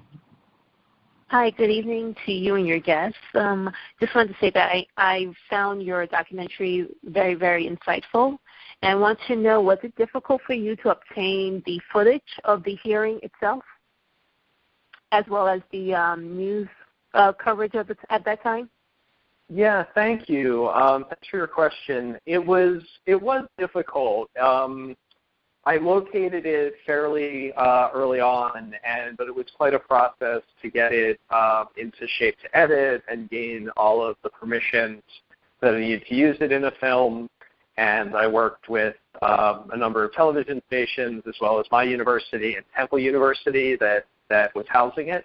And basically it was just very slow going for a lot of years, and the partnerships with universities ultimately really helped it. Once I gained the trust of these institutions, that's what made it go forward. Who owned the footage of the hearing? Like, it's in whose possession? Well, it sort of changed over the time I was doing it. So the hearings were put on by WHYY, public television. Mm-hmm. And they did it as a public service. They decided to do it. And then the material of the commission, all of the material of the commission was given to Temple University to house. But not all of it actually got transferred at that time. So during the time I was making the film, I helped to actually get the physical tapes from WHYY to Temple, and then Temple helped me get them transferred. And then they ultimately, in terms of the copyright, they do belong to WHYY. Okay, because I thought the usage of that footage, the commission, and as well as the actual news coverage of the time, I mean, just that alone could stand on its own 2 feet. And I just really appreciate the fact that you use so much of it, as much as you can, to convey the story. So, well, thank you. I mean, I think I appreciate that, and I think we did achieve what we were trying to do. I think at the same time, when you make a film like this that does sort of isolate the incidents as opposed to putting them with a lot of context of reflection and what does it mean, it's more important to have programs like this one where people are willing to take the time to sort of talk about all the issues and piece it out, because it's not really all in there because it's so in the moment. So I just think it's it's important to sort of realize the film is meant to prompt and initiate discussions. And how different is the final cut compared to the rough cut, as far as the quality of content is concerned? Rough cut? You mean in the process of making the film? Correct. Because the rough cut is always drastically different sometimes from the final cut. So how different would you say it was? Or it is? Well, it took a long, there were lots of cuts, not just one rough cut and one fine cut. It went on for a long time. But I would say from the initial, there was a longer assembly, about 2 hours. And I would say that it continued to change, but a lot of people that saw even those early cuts, I think saw the potential of what we were doing. And then it became a matter of sort of tightening the screws and executing everything we were doing in the best way we could. So, I don't know. It certainly went on for a long time. From the first assembly to what we call the picture lock, when nothing else is moving, was probably almost 2 years. Wow. Okay, my last question is, did you ever think of following up with the family members that were forced to move out due to the bombing of their neighborhood? To see how that incident affected them, not only during that particular time, but also years after? Yeah, I thought about a lot of those things, and I did little bits and pieces. Ultimately, I decided that it's one of those things where the film should be sort of the center entry point, and then these other stories can sort of happen organically through the coverage. And we're trying now to do an oral history project around 30-year anniversary. And I think part of that would be to try to work with young people, work with youth in Philadelphia to go out and sort of, because there's so many stories when you go down those paths, and I'm quite interested in them, especially some of the stories from kids. There were 11 and 12-year-olds that were also told to pack a bag overnight and then never came back to the places. And I think working with a new generation of young people to go hunt down and get those stories in terms of an oral history is one way I want to approach it, because there's a ton. There's a lot of that stuff. And, my hope in general would be that the film could be sort of an entry point to doing more of that work and then, in essence, indirectly, just training young people to tell stories from their community, which sort of addresses, a wider question of why is it it's not known? Why is this story need to be excavated so badly? Okay, now my final question is, what topic are you currently working on for your next film project? Yeah, thank you. So I'm working on a film now that's actually about the assassination of an Arab-American activist, also in 1985, in Santa Ana, California. His name was Alex Oda, and he was killed in the bombing. He was the West Coast regional director for an organization called the Arab-American Anti-Discrimination Committee, and a bomb was set off at that office and killed him. And it's an unsolved murder. The FBI alleged that members of a group called the JDL, Jewish Defense League, were responsible for this, but they were never brought to trial. And so today there's a group of activists that are looking to get the case not reopened, but just get more attention on the case and get it looked at more seriously. So the film is sort of one part historical murder mystery, one part impassioned activists seeking justice, and sort of plays against the issue of Palestine and the Middle East and this act of terrorism on U.S. soil, that this unsolved crime and sort of seems to be perhaps due to the political difficulties of the U.S. government's relationships in the Middle East. Wow. Okay, thank you very much. Have a good evening.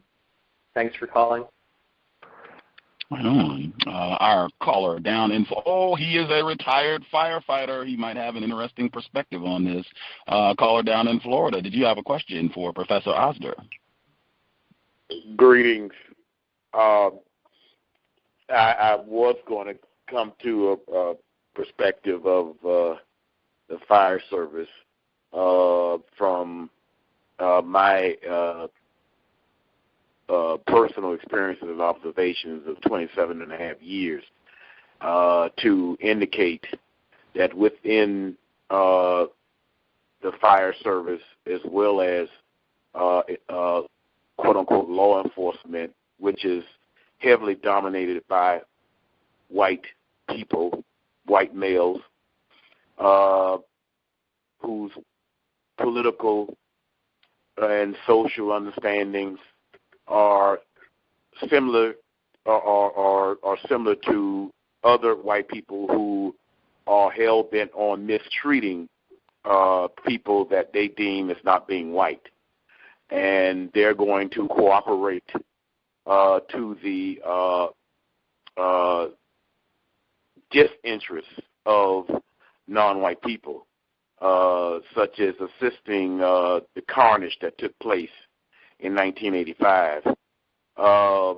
But the question that I was going to ask the guest was, I think, and correct me if I'm wrong, sir, I think you mentioned about the idea about putting some of the responsibility on the MOVE organization with the children, because the children did not have a choice. Am I correct? Well, I think it's important to make a distinction between activists who choose a lifestyle and children that are raised and born into it. So that's essentially my point. Is I do think that you can't lump those people together, right? The children are a different category that don't have the agency of the adults. Okay, I'm a little bit closer to thinking that the statement that I asked you about I was accurate on. I just go ahead on with what I have to inquire to you about. As far as past precedents in history is concerned, this area of the world with white people, whether international or domestic, when they go to war on somebody, or you could say when they choose to enact direct violence, there's a long precedent of not distinguishing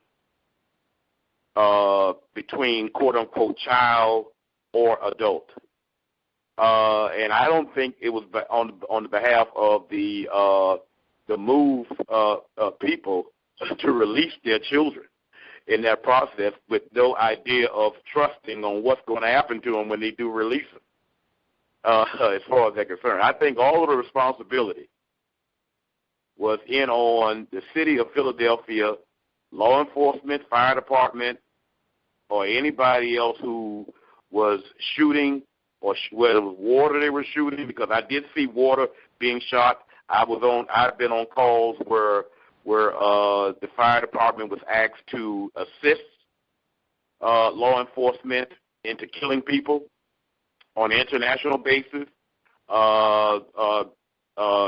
From a war standpoint, when they go to dropping those bombs, they didn't care if it drops on a child as well as a female or male. It doesn't make a difference at all. It's all about total destruction and winning objectives. One thing I would say about your documentary is that what it indicated to me also that the mayor at that time, the CEO of the city of Philadelphia, was not in charge. It doesn't appear that he was in charge. Mayors come and go, from my understanding. They come and go, but the people who are in place in law enforcement, especially in major cities, and in fire departments, for the most part, the personnel, it stayed the same for a very long time and whatnot, and especially when it's a non-white person that's in the position of authority. Those entities go about their own business doing whatever they want to do at a time. So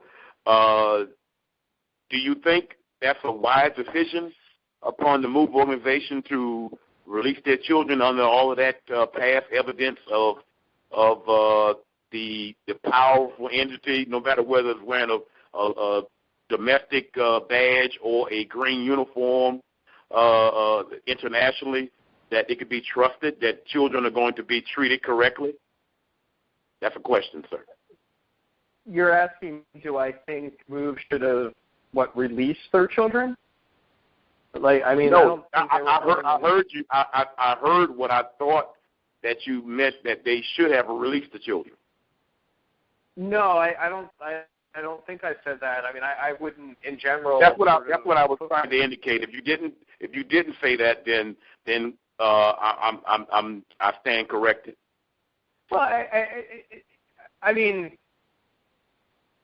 I could certainly see Moo's point of view, and I would never sort of in general tell them what they to do or what they should or shouldn't do. But in general, I think it's a rather high bar for any parent to relinquish control of a child to the authorities in any way. I mean, I think as a society we see a very, this should have to, if the state wants to take a child from a family, they should have to have extremely, extremely good reasons, which is not to say it should be impossible, right?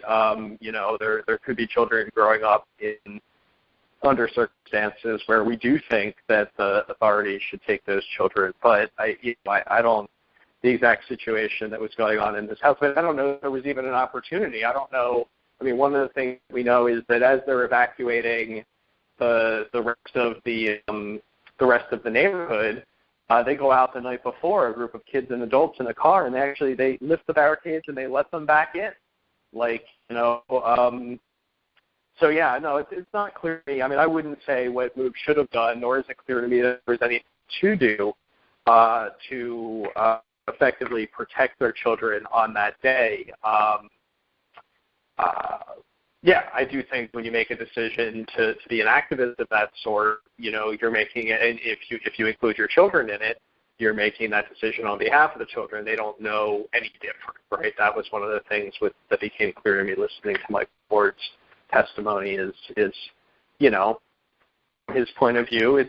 They were a family, and they were a family. If that's how you grow up, then that's what normal is. So he just didn't know any different. For him, it's just normal, right? It's not a decision that he made.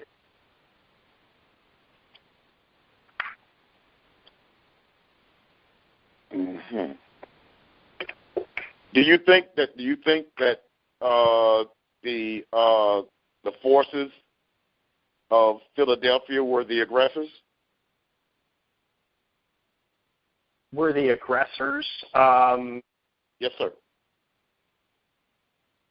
Yeah, I mean, ultimately, certainly. I mean, they prosecuted ultimately all of the violence on that day.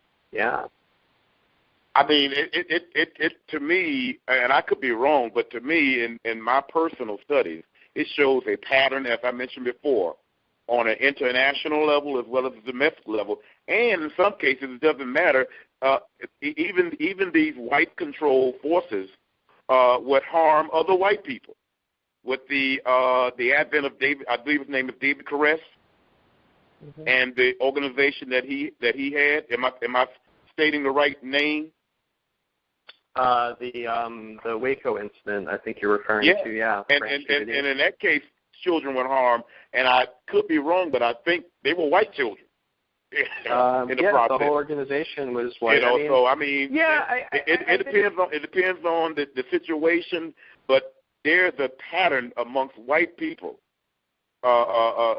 forces that they're not going to distinguish between a child and and an adult. I listened to that aspect of what I thought I heard you say, and I was saying, I don't know. I'm not releasing my child into the battle was going on. I just do the best I can do under the circumstances. And if we're going to, if it's going to be some perishing, we're going to perish together. Yeah, I think the comparisons again, I think are both valuable but also fraught. So the Branch Davidians, David Koresh, were white people living in a rural area. It was the federal police, the FBI, and the federal government came after them. Move would be quick to point out that the Branch Davidians really did have substantial arms, and that Move never did. At least that's from their point of view. I just mentioned them as a reference point, but I didn't want to get off into that subject, and I'm going to mute my line, but I just wanted to get some clarity on what I thought I heard you as the guest was stating. as far as the strategy, it's you know, and it may have been. I considered that it might have been some sort of slight against the organization, as opposed to the responsibility primarily being on, in my opinion, for the most part, on white people who represented the city of Philadelphia, with the fire department as well as the police department. So 100% sole responsibility, period, point blank. It could have been, the matter could have been solved in a much more, in a much different way. But they chose, and it's not unusual, they chose to make a direct violent, and it's not, you know, it's standard operating procedure. You know, I mean, there's tons of incidents that have taken place and is taking place as we speak in some cases around the world. I'll mute my line. Thank you. Right on. Not to get off topic, I had a few other quick questions before we wrap up, but I thought that was significant as well. You were saying that with regards to what happened in Waco, that the MOVE members, that they would be quick to point out that the folks at Branch Davidian, that they had substantial weapons. The MOVE organization did not. I think in your film you state that there were, I think, 4 firearms, 4 recovered from the... Yeah, I think that's right. Yeah, and I mean, again, my basic thing is that I think all of the points of comparison are valuable, but just have to be dealt with critically. Do you know what I mean? Like, it's never... There are patterns, and we want to seek those patterns as a way of understanding, but we also want to problematize them and not fall into the idea of it's just the same or it's exactly the same. Do you know what I mean? Details are important, definitely. Details, exactly. The details matter. And any sort of comparison allows us to sort of just, so that, you know, kind of leave it there. I think that's not useful.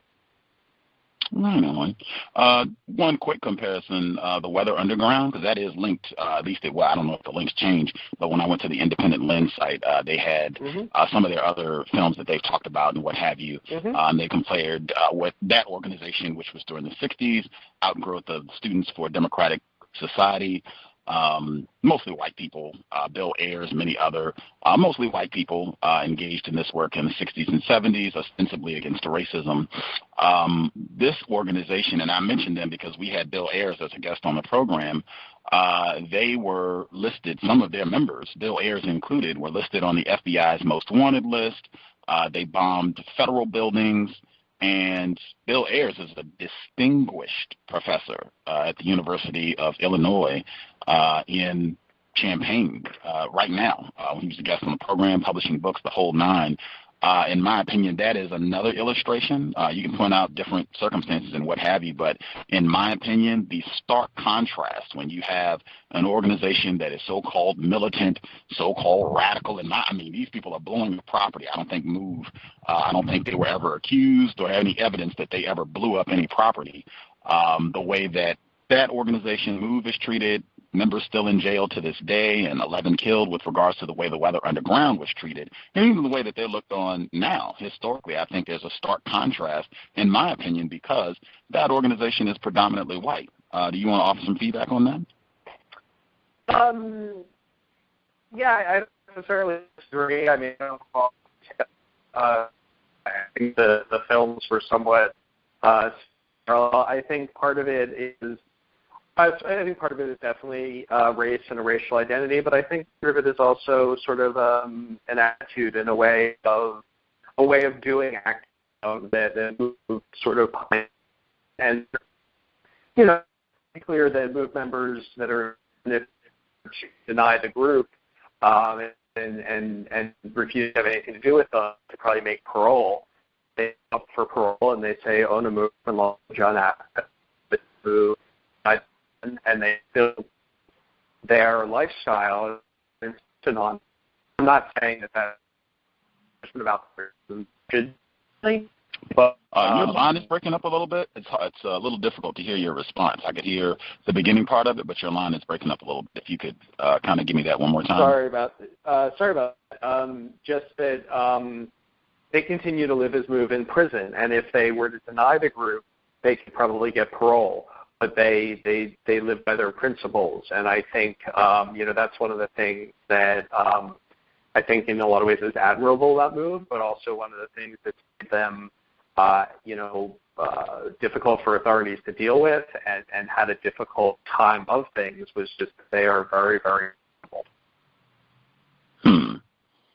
That is fascinating. I still am curious, even because I asked Bill Ayers that question when he was on the program, and he even conceded that there is a huge difference in being white and being black and being a so-called radical or militant or whatever the case may be. I strongly suspect if they were white, even if they were adhering to their principles, it would be radical. I don't disagree with that.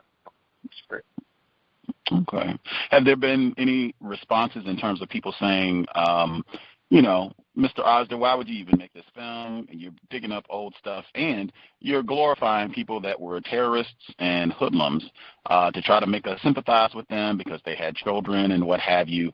These folks didn't contribute anything of value to the city of Philadelphia, and there's no need to do this. I haven't really gotten that response.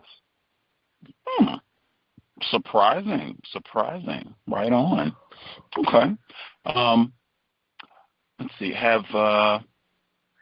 Do you think any of the folks who were involved in terms of police officers, firefighters, or anyone else in power who was involved with this, I think the term that's frequently used, that they were negligent but not criminal, do you think there should have been some criminal charges for what took place on May 13th, 1985? On a moral level, yes. Should someone be held accountable? Was it criminal? Yes, it was criminal. In terms of should charges be brought, that's the difficult one for me to say. Would I like charges to be brought? Yes. A grand jury met about this for 2 years, and they didn't bring charges. And no one knows why that is. It's a grand jury. But when you ask the criminal question, that is, were there actually cases made? I'm not sure there were cases to be made just because of the way criminal prosecution works and because of the fog of war, if you will. Should criminal prosecutions have happened? Yes. Morally, that's definitely what should have happened. Were there actual criminal convictions that could have been made? I don't know. I'm not a lawyer. One thing I would point out, I consistently say with metaphors, unless I'm mistaken, this was not war. Typically when people use that term, they're talking about the conflict in Vietnam or conflict in Iraq. They're not talking about going to serve a warrant for an arrest here on American soil. That metaphor, fog of war, I don't normally hear that for local enforcement officers going to issue a warrant for an eviction. But I could be mistaken. Did Ed Rendell, this is a question from one of our listeners, did Ed Rendell, he was the district attorney at the time of this case, did this MOVE case and his handling of it, him prosecuting the MOVE 9, him prosecuting them, did that aid his career in any way, shape, or form, Ed Rendell? No, I don't know the answer to that, to be honest. I'm not really sure what effect it had on his career, positive or negative. I don't know. Okay. Fascinating. Okay. I guess just since you're in the D.C. area, are you familiar with Miriam Carey? I don't think so. Wow. The black female, she was shot. They had to put the Capitol on lockdown briefly in October 2013. She was in a black vehicle. They said that she... Oh, yeah. Right, driving up. Right, I do remember, yeah. Okay. Is that a case where you feel like there was justified use of lethal force? Boy, I don't know enough to say. I could do that. Oh, okay. I thought since it was in your area, you might have be a little bit more familiar with it since it happened in Washington, D.C., but right on. That also had some parallels, at least for me, of what happened with the MOVE situation. I remember it now that you bring it up, but to be perfectly honest, I didn't follow it closely enough to offer an opinion on it. Okay. Right on. Again, the documentary film, Let the Fire Burn. just was released on Independent Lens PBS. I'm sure they will be re-airing it. If you go to the website, I'm sure they'll have broadcast times. You can also catch it on Netflix. If you have an account there, you can get the DVD. My suspicion it will probably be at many local libraries very soon if it's not already there. Yeah, I think that's right. I hope so.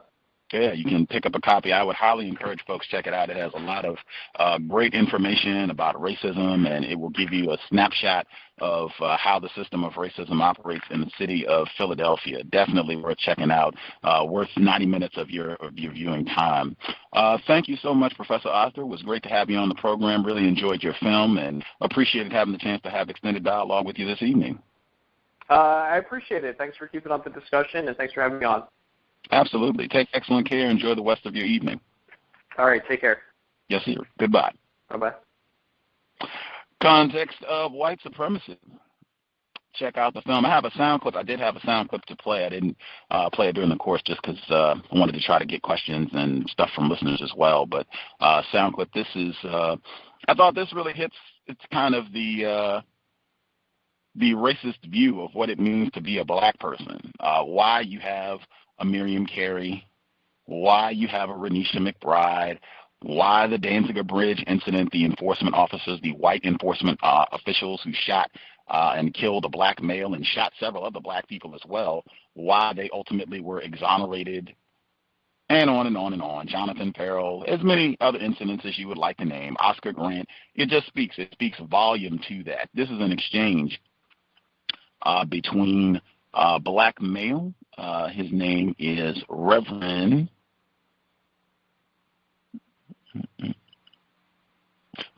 Paul Washington, black male, and Officer Terrence Mulvihill. If you have a good memory, Terrence Mulvihill, white male. This is one of the three officers who was charged with the mauling of Delbert Africa in the 1978 confrontation. They stomped, kicked him, beat him over the head with a steel helmet, on video no less, and all of them were acquitted. Surprise. He was also involved in the 1985 confrontation, and this is his exchange with Reverend Paul Washington. Terrence Mulvihill ultimately committed suicide in 1989, which I think is relevant and probably in some way related to these events. Not the whole story, I suspect, but I suspect it is a mitigating factor. We'll play that clip, take a commercial break, and then we'll be back if anyone has any final thoughts before we wrap things up. Context of White Supremacy. Do you have any idea why that person may have gone back into the fire? My own idea? What I think? Yes. I just think they went back into that fire sort of to regroup. Well, just as a human being myself, I'm just trying to imagine myself in that situation. And behind me, there's a raging inferno. And in front of me, there are people who are saying, come on out. I'm trying to imagine what would cause me to turn back and run into the fire.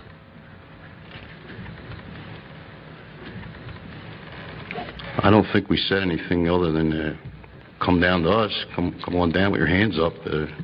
Normal police jargon for calling the suspects to come down. Mm-hmm. I'm just saying that I'm trying to put myself in that person's skin. So I don't think you ever could. And we'll move members. Well, you see, I knew a lot of those people as individuals and as human beings. A lot of people know Move from what they may have seen. But I'd had a lot of dealings with them, and I knew them to be more than Move people. I knew many of them by name as human beings. It's probably a rhetorical question. I don't think you, from the way you've responded, I don't think you can answer that. Yes, sir.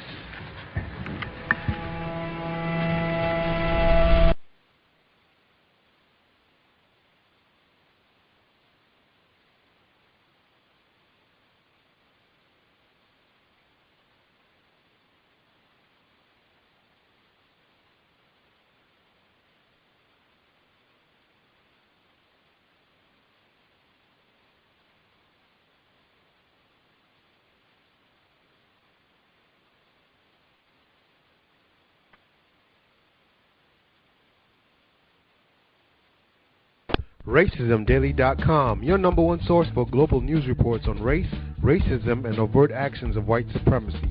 From Asia to the Americas, to Europe, to Australia, to Africa, racism is not a thing of the past. It is our current reality.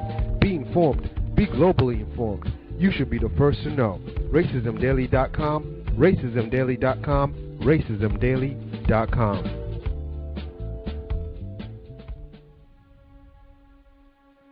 Is racism hurting you?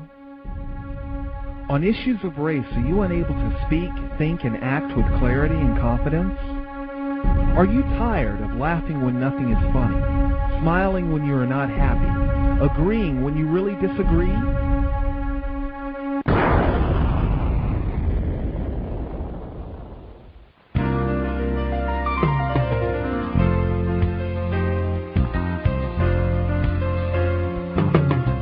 At counterracism.com, you can learn specific strategies and techniques to counter the behaviors of the people who practice racism in all areas of activity, using words correctly, following counter-racist logic, even counter-racist science projects designed to reveal what racism is, how it works, and how to counter it. The open-source code writing format allows you to pick and choose from a variety of counter-racist suggestions so you can produce the code that works for you. Stop by counterracism.com today and help replace racism with justice. That's counter-racism.com. Do you need a one-stop shop for all of your multimedia needs? Triumphant Multimedia is a skilled team of professionals with a passion for great marketing and chic design. Our specialties include consulting, brand development, copywriting, and creative graphic design that's second to none. We also offer photography, photo retouching, videography, and video editing. At Triumphant Multimedia, our goal is to provide highly effective creative solutions built to suit any individual need or budget. Give us a call at 678-732-8067 or check us out online at trimultimedia.com.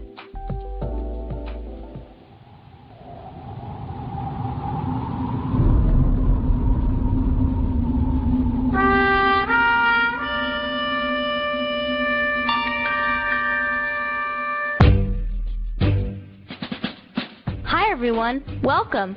This is Justice with the C.O.W.S radio program. If you want to learn about, understand, and counter racism, white supremacy, be sure not to miss a C.O.W.S episode. We keep them jammed, packed with constructive information to sharpen your use of words to help eliminate the system of racism, white supremacy, ASAP.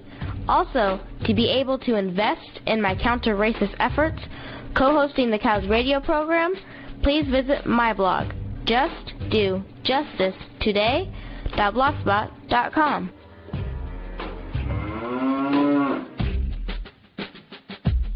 You're just saying just buckets and buckets of words.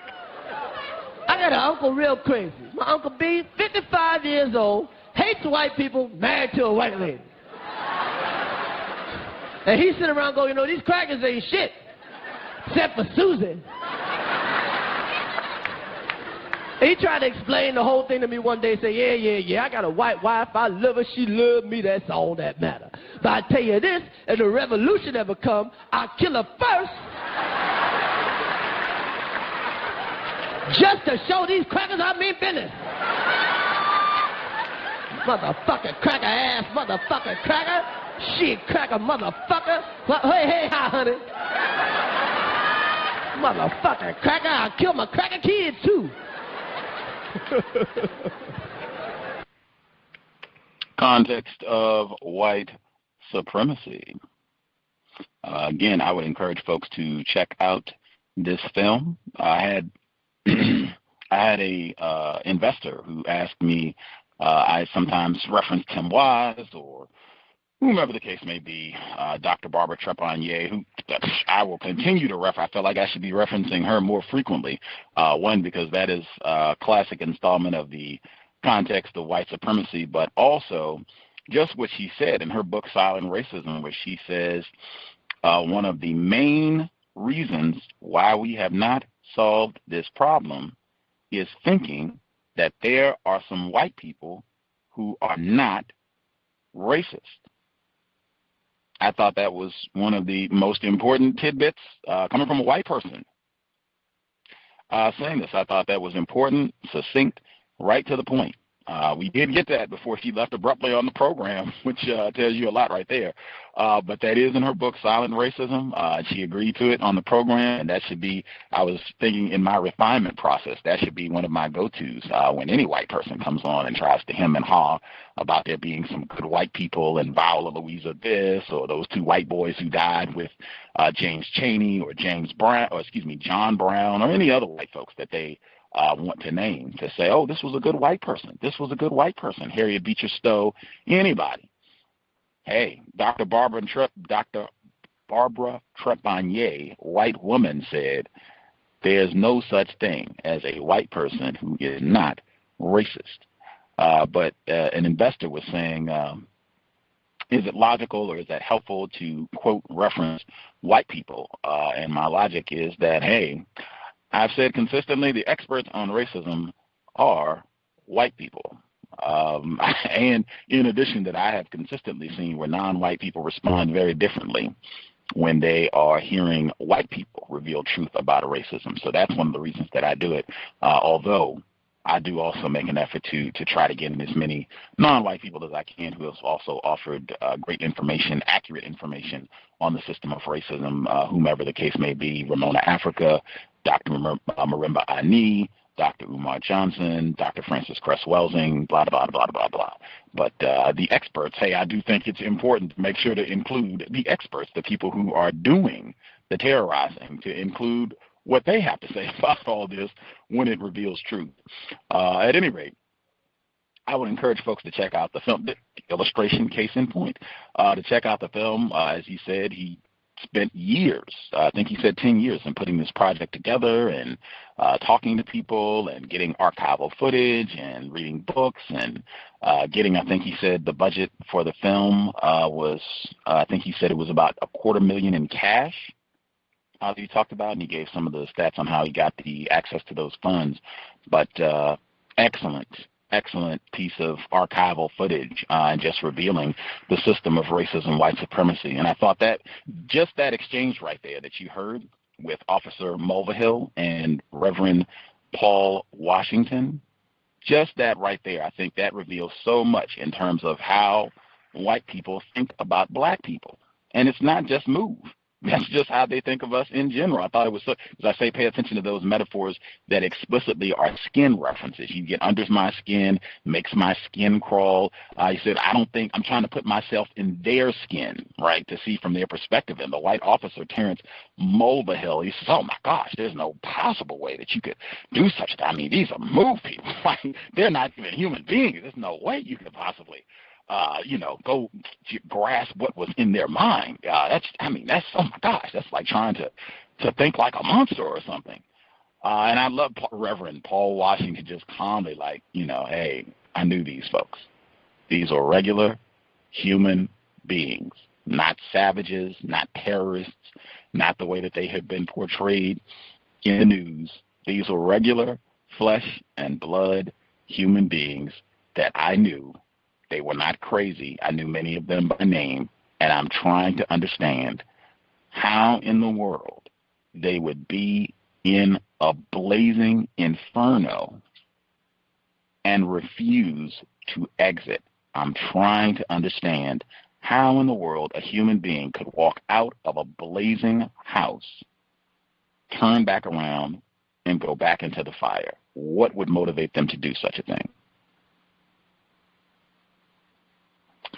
Context of white supremacy. I feel like that situation that he just beautifully articulated, I feel like that in many ways represents the system of racism, white supremacy. There is no sanctuary. I think that's even the book on lynching, Without Sanctuary. If you are a black person, particularly non-white person, period, there is no sanctuary under the system of racism, white supremacy. That's just what it is. There is nowhere to run.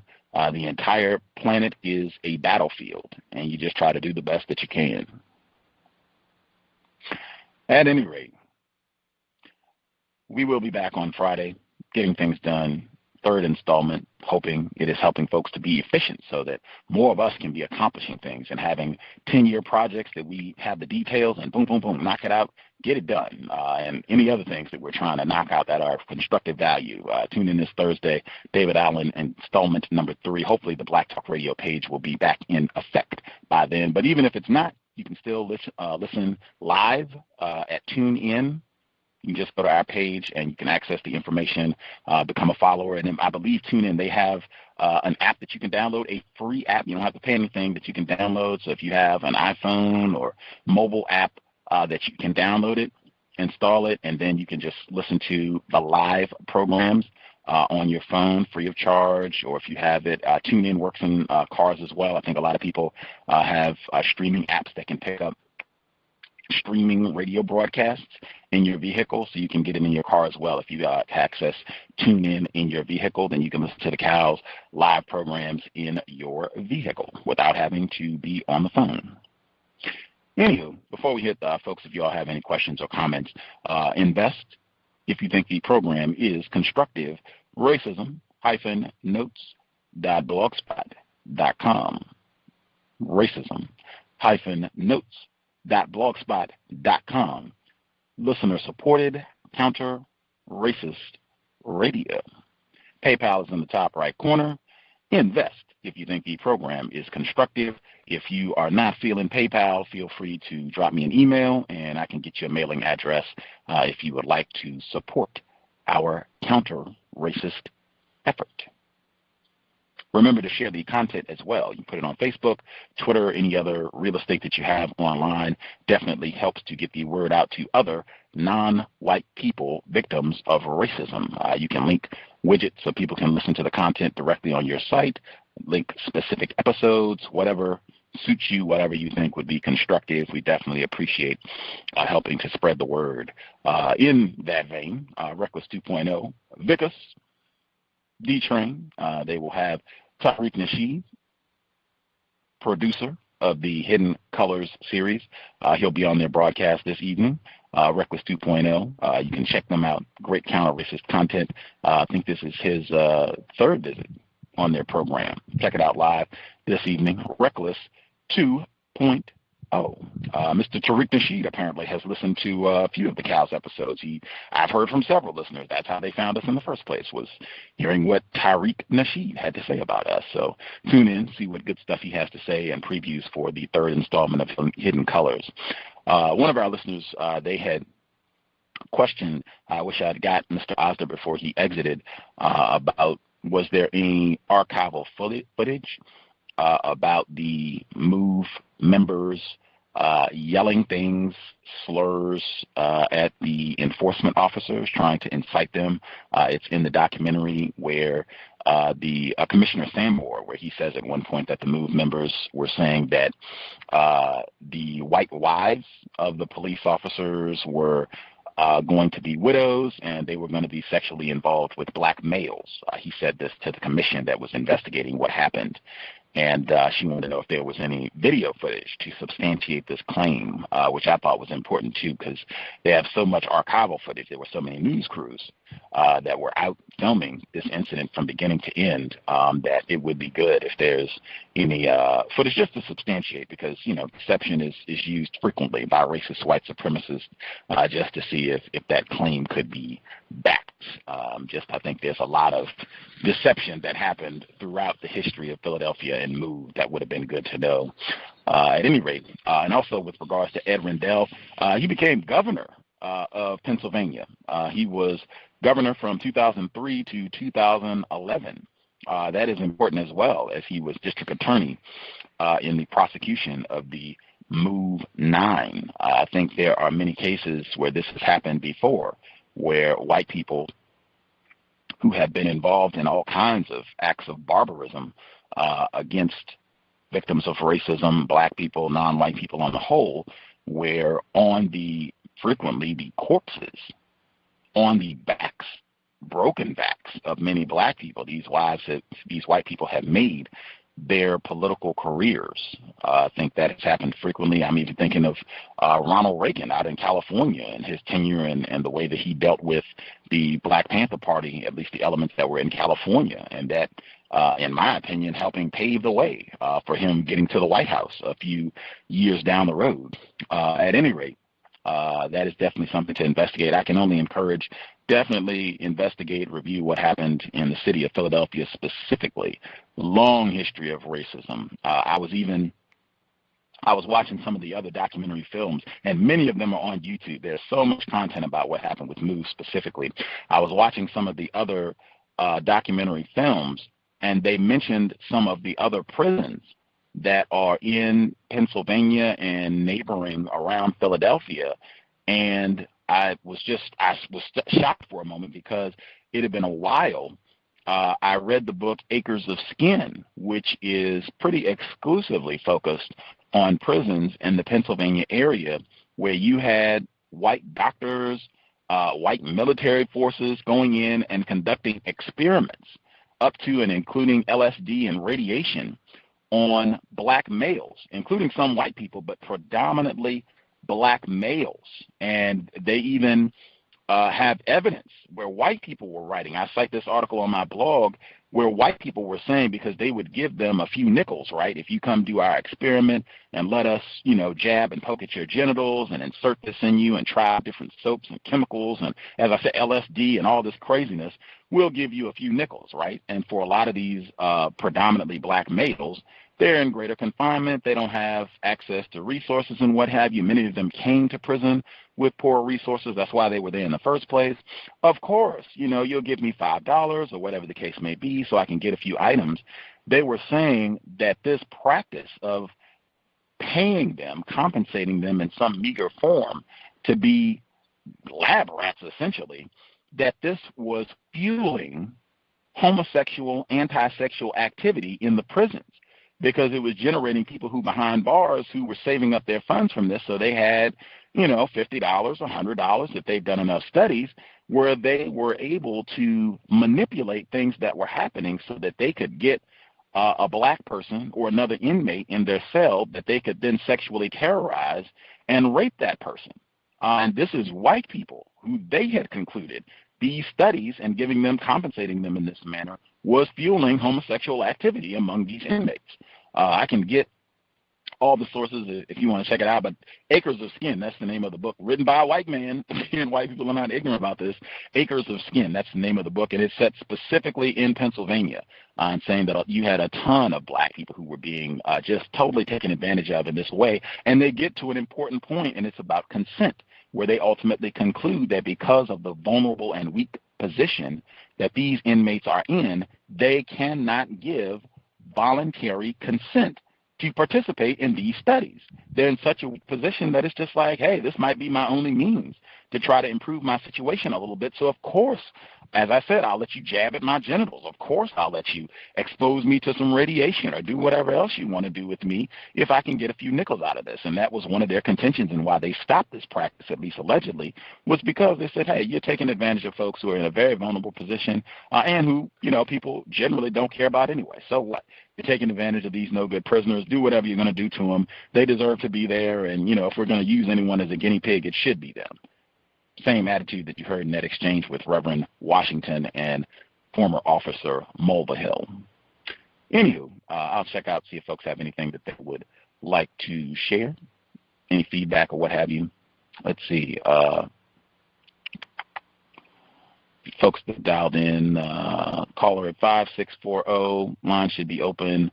Caller in Florida should be with us as well. If anybody else had comments, don't hang out too much. You should go ahead and get your hand up. One of our listeners, they did tweet in that Professor Osder, white man, that he seemed to hesitate when answering questions. I wonder if he tried to remain in his place. I would say that is pretty typical of many of the white academics when they comment on these types of really heinous events of racism, white supremacy, a little bit of hesitation in what they say and how they respond to these sort of questions. That is a pattern that I have noted, even with all of the obvious blatant information that he shared in the film. That's still that hesitation. He is a white man, so, comes with the territory, I would say. Anybody have anything that they wanted to share, anything stood out in the exchange?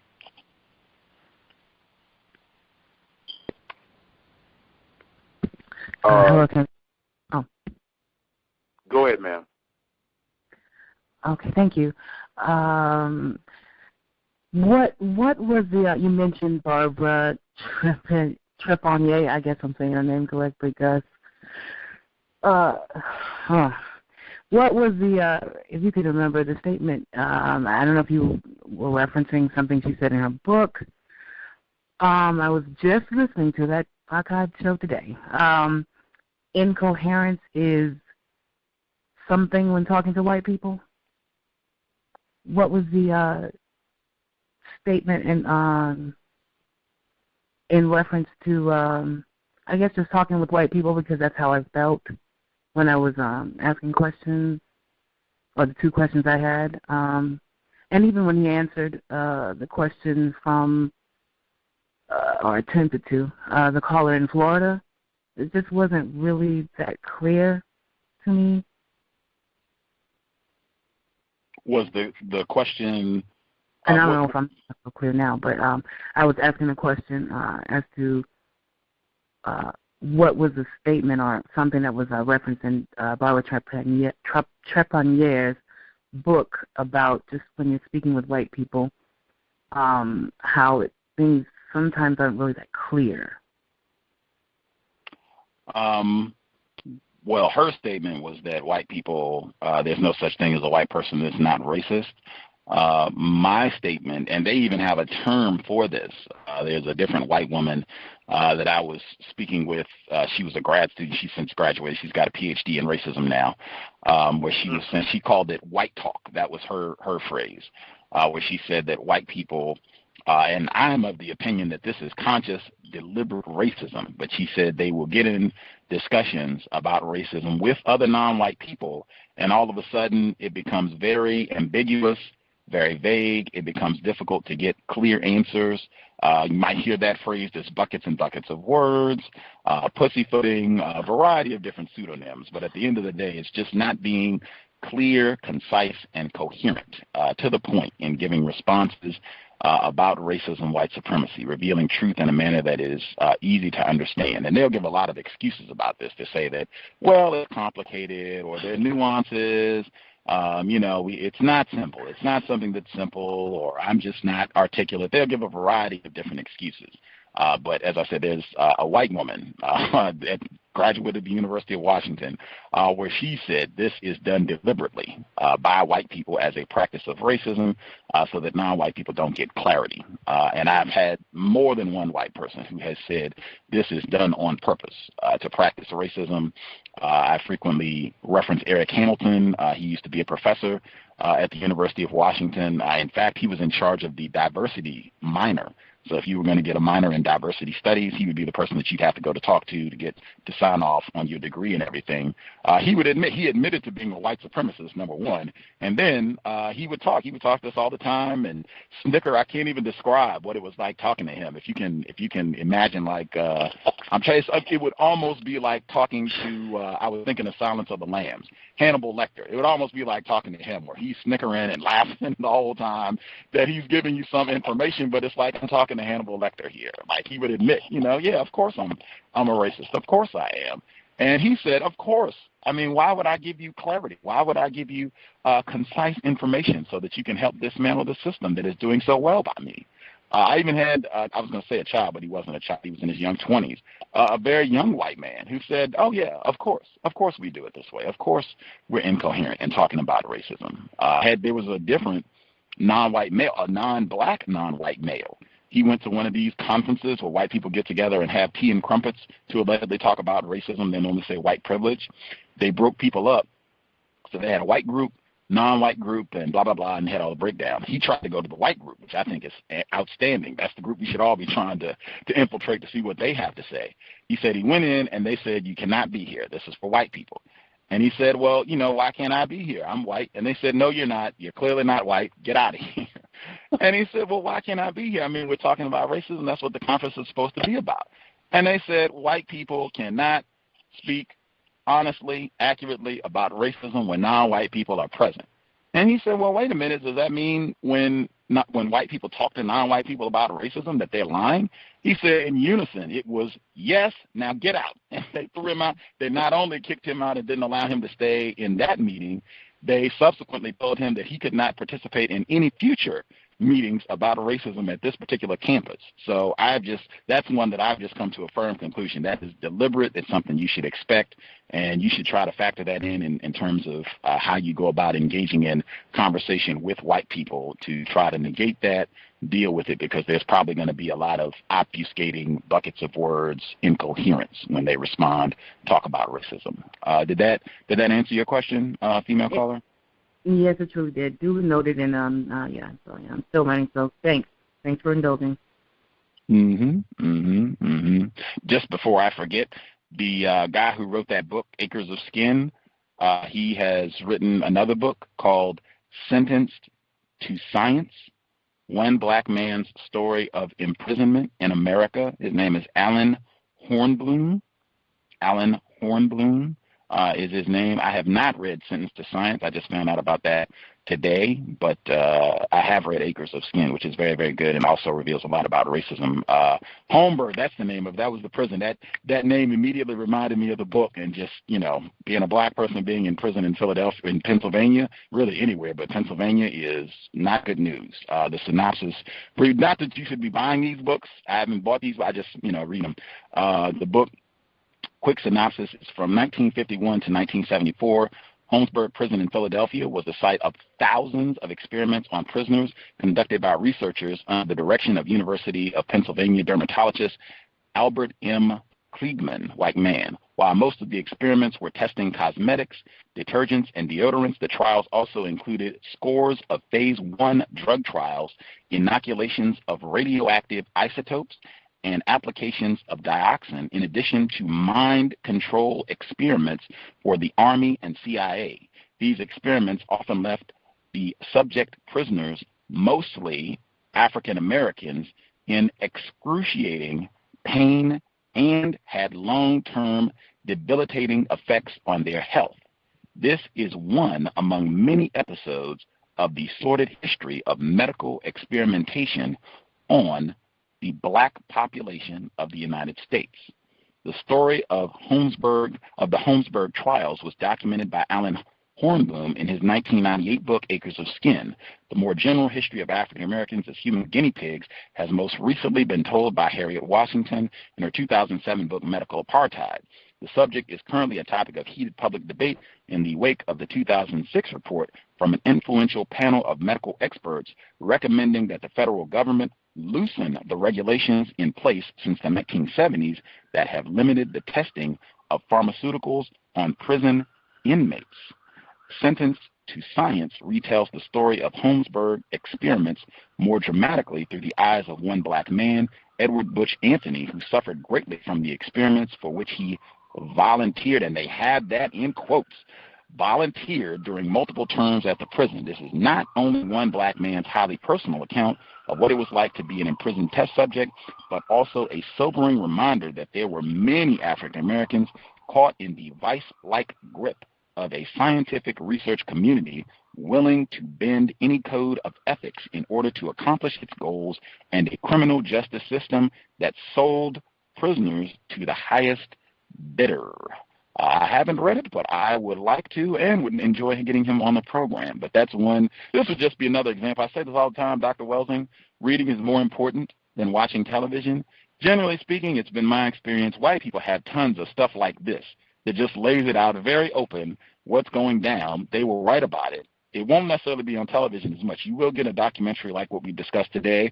You'll get those from time to time, but I mean, man, it's been my experience, generally speaking, nothing compares to what you get in books like this where they make it very plain. You generally have to be a little bit more coherent when you write things. You generally can't just ramble and be all over the place. When you're writing, you have to be coherent if you're going to tell a story that makes sense. Things like this, Sentenced to Science, that will make it very plain so that you get very clear on what's happening. And just before I hush, Harriet Washington, the black female who wrote Medical Apartheid. She has other books as well about racism and healthcare. She edited this text, but I will be looking to get it immediately. I will hush. If anybody else has commentary, feel free. Yes, sir. There's another observation that I have, and it's based on past precedent. Again, a pattern. What that primarily that white people who practice racism do on a global level, and it also took place in Philadelphia in that particular incident. As you know, the system of racist white supremacy fosters conflict between non-white people based on our confusion on the system of racist white supremacy, what it is and how it works. You have a quote-unquote organization that is called MOVE, and you have the residents, the non-white residents. As a matter of fact, the guest even, from my understanding, correct me if I'm wrong, stated that the area was 100% non-white black people within that area. And from that conflict that was fostered by white people, one side calls for, quote-unquote, law enforcement that could become involved. Really plead for it to happen. No, we need y'all from that standpoint. And then from there, all hell breaks loose as far as they're concerned. And they indiscriminately disrupt and destroy on both sides of the non-white black perspective. And also, there's another observation that I have for this part of the world. There's only been 2 times that I can think of where people who are quote unquote citizens of this country, of this area, have been bombarded from the air. And in both occasions, it was non-white black people. The Tulsa incident that took place in 1921, and correct me if I'm wrong, Gus, but I know that you are a historian also, and also in Philadelphia, where they dropped that terrible device on top of that building. And let me tell you something about fires. It don't take long.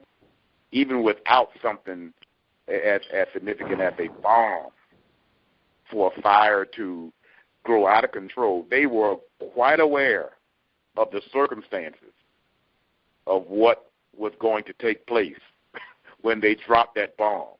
Trust me on that, as far as they're concerned. And they didn't care. Matter of fact, from my understanding, they evacuated a lot of the residents before that even happened. And this guy's documentary, they indicated that. And they wouldn't let them come back into their properties and whatnot. So it was all purposeful to drop this terrible device and whatnot. And in other words, they fostered a problem and then come in with the idea in mind of we're going to solve the problem. And in the end, it's disaster for all aspects. Of course, it takes place over in Africa all the time also. There's historical context about it. Just some of the observations that I have that includes the incident that took place in 1985 in the city of Philadelphia. Hello? Yes, ma'am. Yeah, thank you. I understand that the only child to survive that incident in Philadelphia recently passed away. I think at the time he was in his early 40s, so I wasn't sure if anyone was aware of that fact as well. Mm-hmm. Early Africa. You reminded me of by you mentioning it. I do recall reading that somewhere else myself. I think his death even might be related to this because he, at least what was reported, that he died, he was in a hot tub, and that he was under the influence of alcohol when he passed away. And it's been my experience that frequently people who are suffering from some sort of trauma or depression, that they use alcohol or different substances to try to deal with that pain and the trauma from those type of events. And certainly to be a child, I think he was 6, at a very young age. He might have been a little older than 6 at the time of the MOVE bombing. And his mother died in that bombing as well, but he was 41 when he passed away, and that was just earlier this year. During that interview, he had an interview when he was about, I think was either just a teenager or preteens, and you can still clearly see as though it happened with him just yesterday, the day before, where he was still traumatized in that interview that he had. I don't know if it was a city official, but it was all taped and filmed of this interview that they had with him,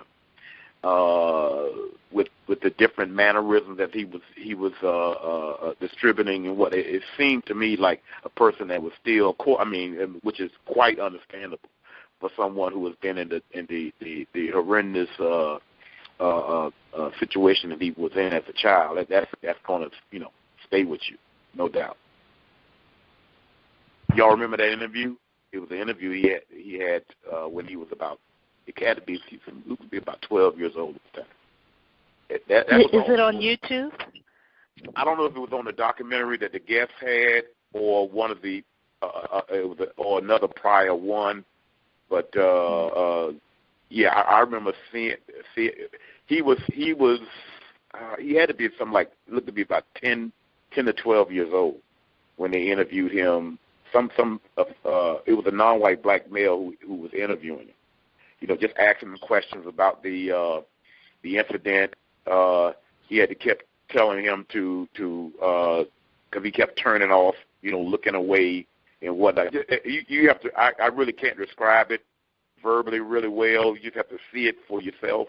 The interview, that it visibly that he looked still very disturbed due to this trauma that he went through as a little child. So I can see where that definitely affect him, with the premature death.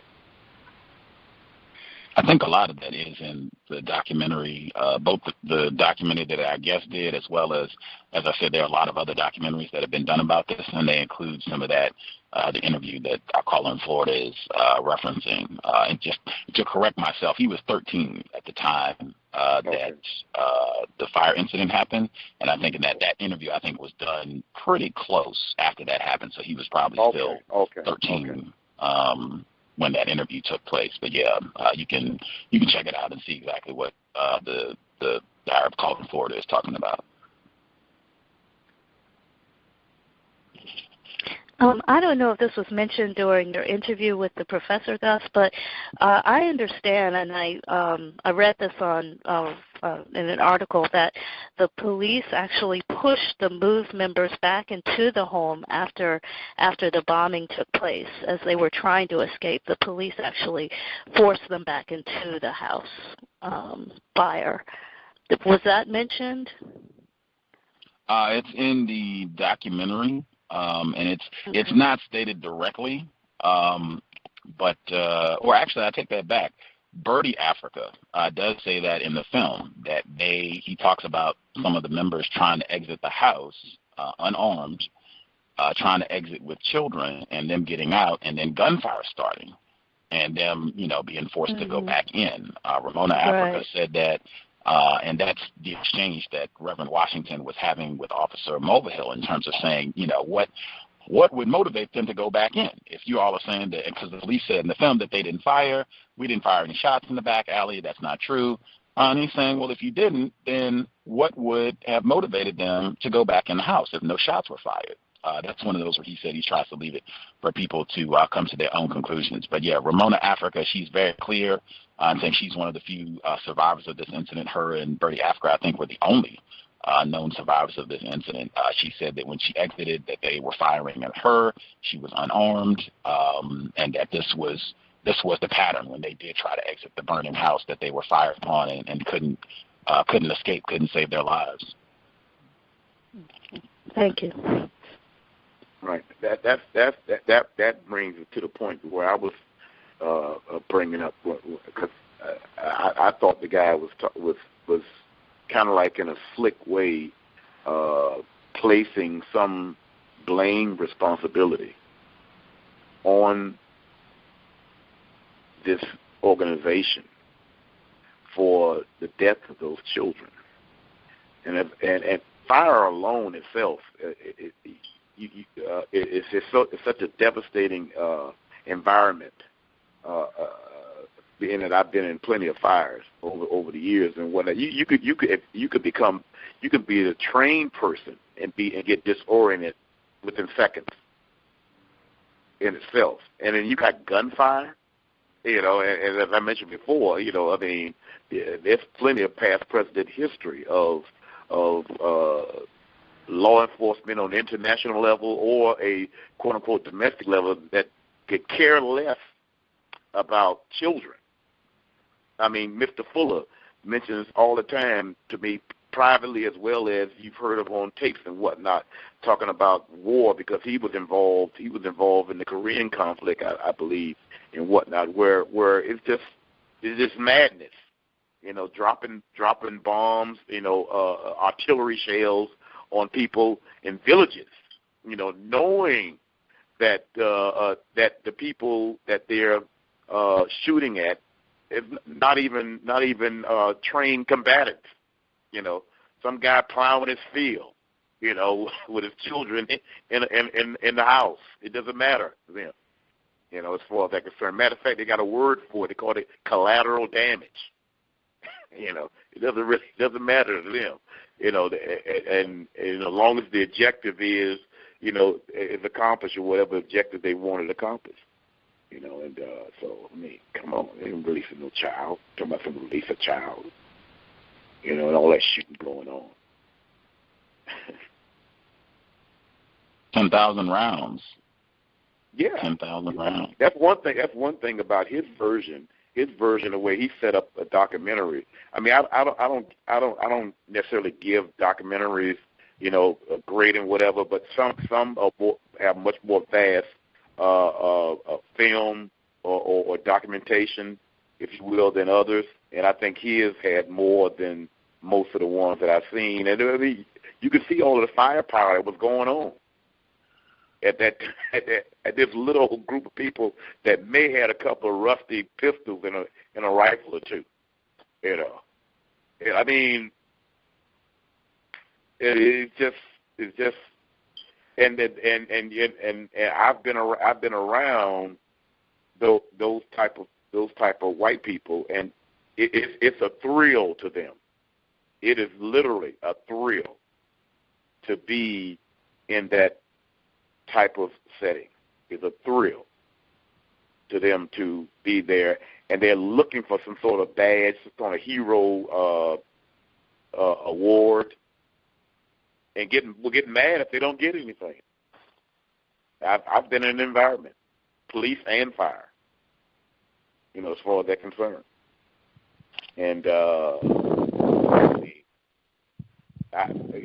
his documentary basically, in its cinematography brought it to home, on how devastating just the quote unquote local enforcement is that is controlled by white people. We're not even talking about an international level.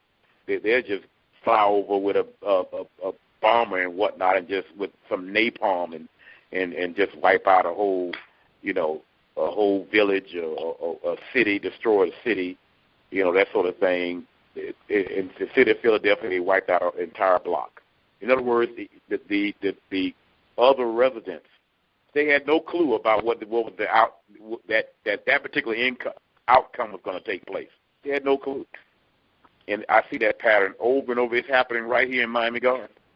It happens right in Miami Gardens from the standpoint, the big rigmarole about crime, and law enforcement feels that, okay, well, since they're complaining about it, and it ends up the problem gets worse. They create more of a problem. As far as they're concerned, they create more of a problem with their action. And I think it's all designed that way. Because it happens on a global basis. It happens on a global basis as far as what I study.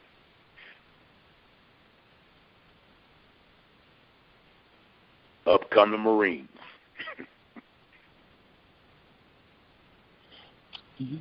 Yep.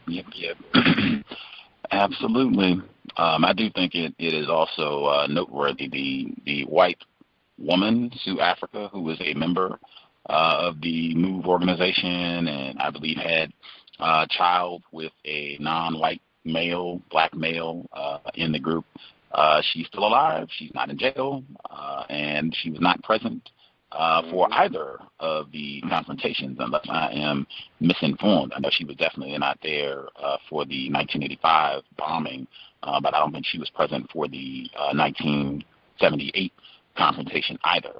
And if it's not his film directly, I do know that they have other documentary films where white people comment about the fact that how white supremacist and racist this was in nature, that they reported that after the 1978 confrontation where Delbert Africa was beaten on camera, that they also went out and indiscriminately beat, white enforcement officers went out and beat other black residents who were in the surrounding area. And many of them, they have footage where they were on camera talking about how they were beaten, and they didn't even know what was going on. They were just standing, and they just went out and beat these other random black citizens. I would say that is a parallel in both incidents where black people who were not even members of the MOVE organization that also became targeted and victimized. The black residents in the 1985 incident, many of them losing their scores of them. It was 100%. It wasn't just predominantly. It was exclusively black people who lived in that area who lost their homes. And in the previous incident, as I said, being beaten with batons and blackjacks and females, males, the whole nine. They said they just went through and started beating people. So, that pattern. Mm-hmm. Some similar situations took place with the Black Panther Party, Chicago chapter, to whereas with I can recall on the documentary involving Fred Hampton's murder, where the black residents basically who were not going to join the Black Panther Party, they kind of like watch things from the sideline, so to speak, and also from the standpoint, I can remember one black female in the documentary. I think it was an Eyes on the Prize segment that was on Fred Hampton's murder, and she was saying that we liked Fred and whatnot, but we were concerned about on whether or not he was going to quote unquote say it right, say things right, whatever that meant, as far as I'm concerned. And so therefore, when the police decided to do what they were going to do, basically it was a planned assassination of this young, very influential young black male, and they was able to go about the means of destroying that effort that was taking place in Chicago, and also the one that was the situation that was in Los Angeles that ended in a gunfire, a shootout, which actually was kind of like the origins of this of SWAT teams in this part of the world, of local law enforcement. It took place in Los Angeles. From that standpoint, in other words, you get a collective conflict amongst non-white black people, and some not on the same page with one another, disagreement with one another, and then they come in, quote unquote, to solve the problem, so to speak. and eventually it's mission accomplished with the least amount of collective resistance on the other side of the objective of what the people who just create havoc. Very little opposition. Well, you called us. You get that. They would easily come with that kind of response. Well, you called us. Did you call us to solve your problem? So to speak. Very sophisticated, means of just practicing white supremacy.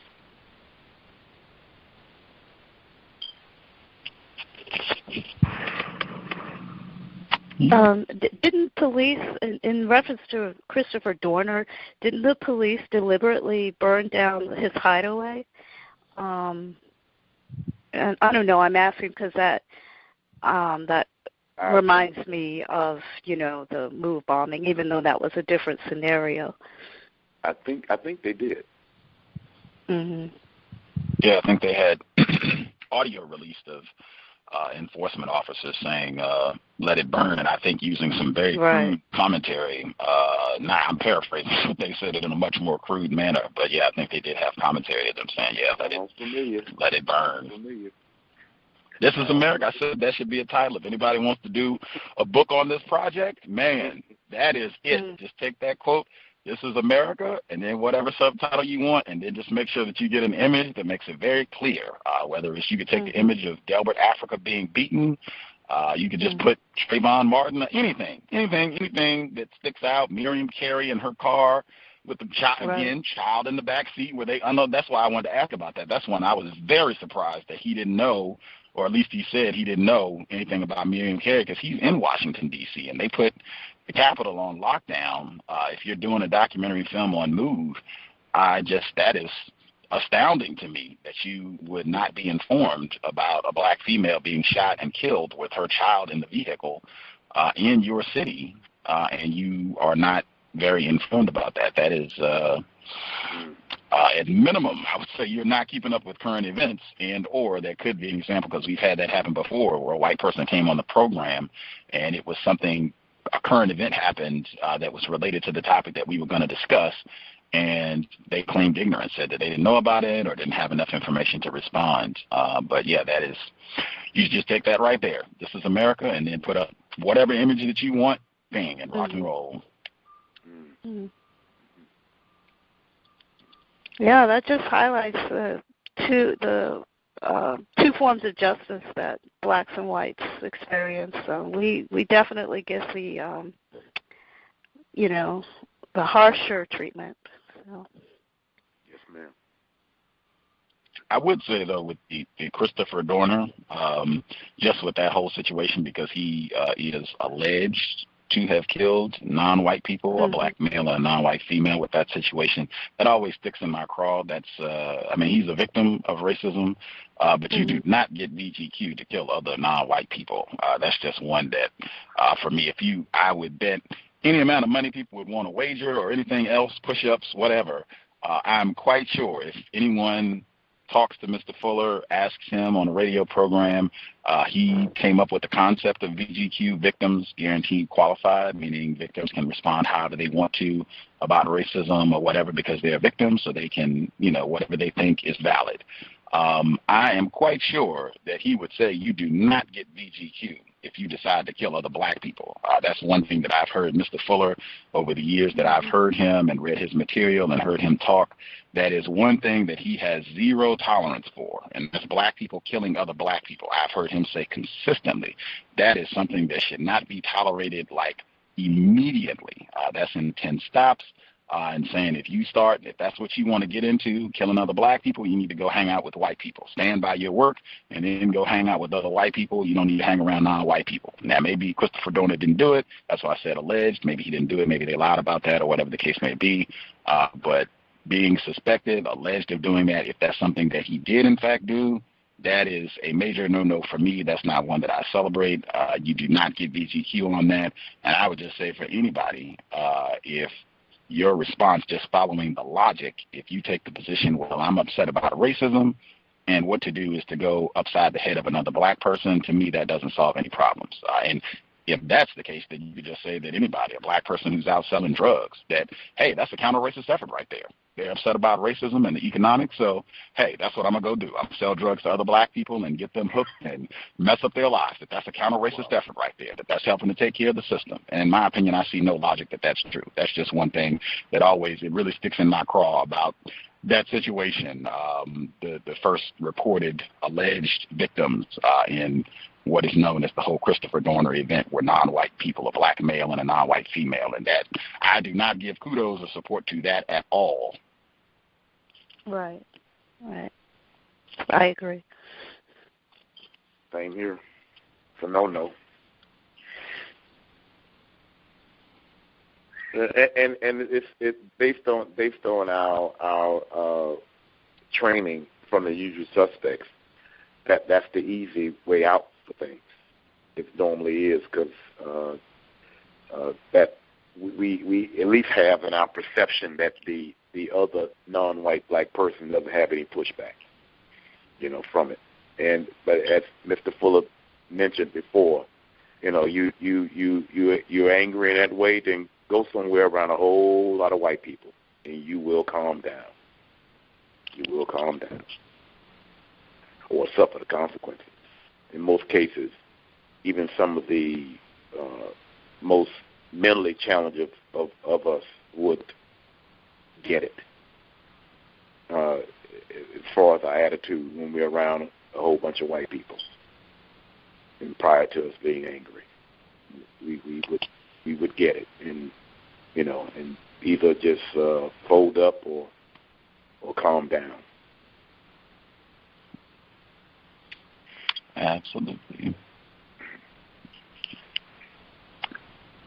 We did our 3 hours.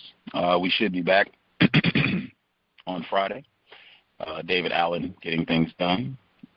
Third installment. If you're behind, first 2 sessions should be in the archives. Feel free.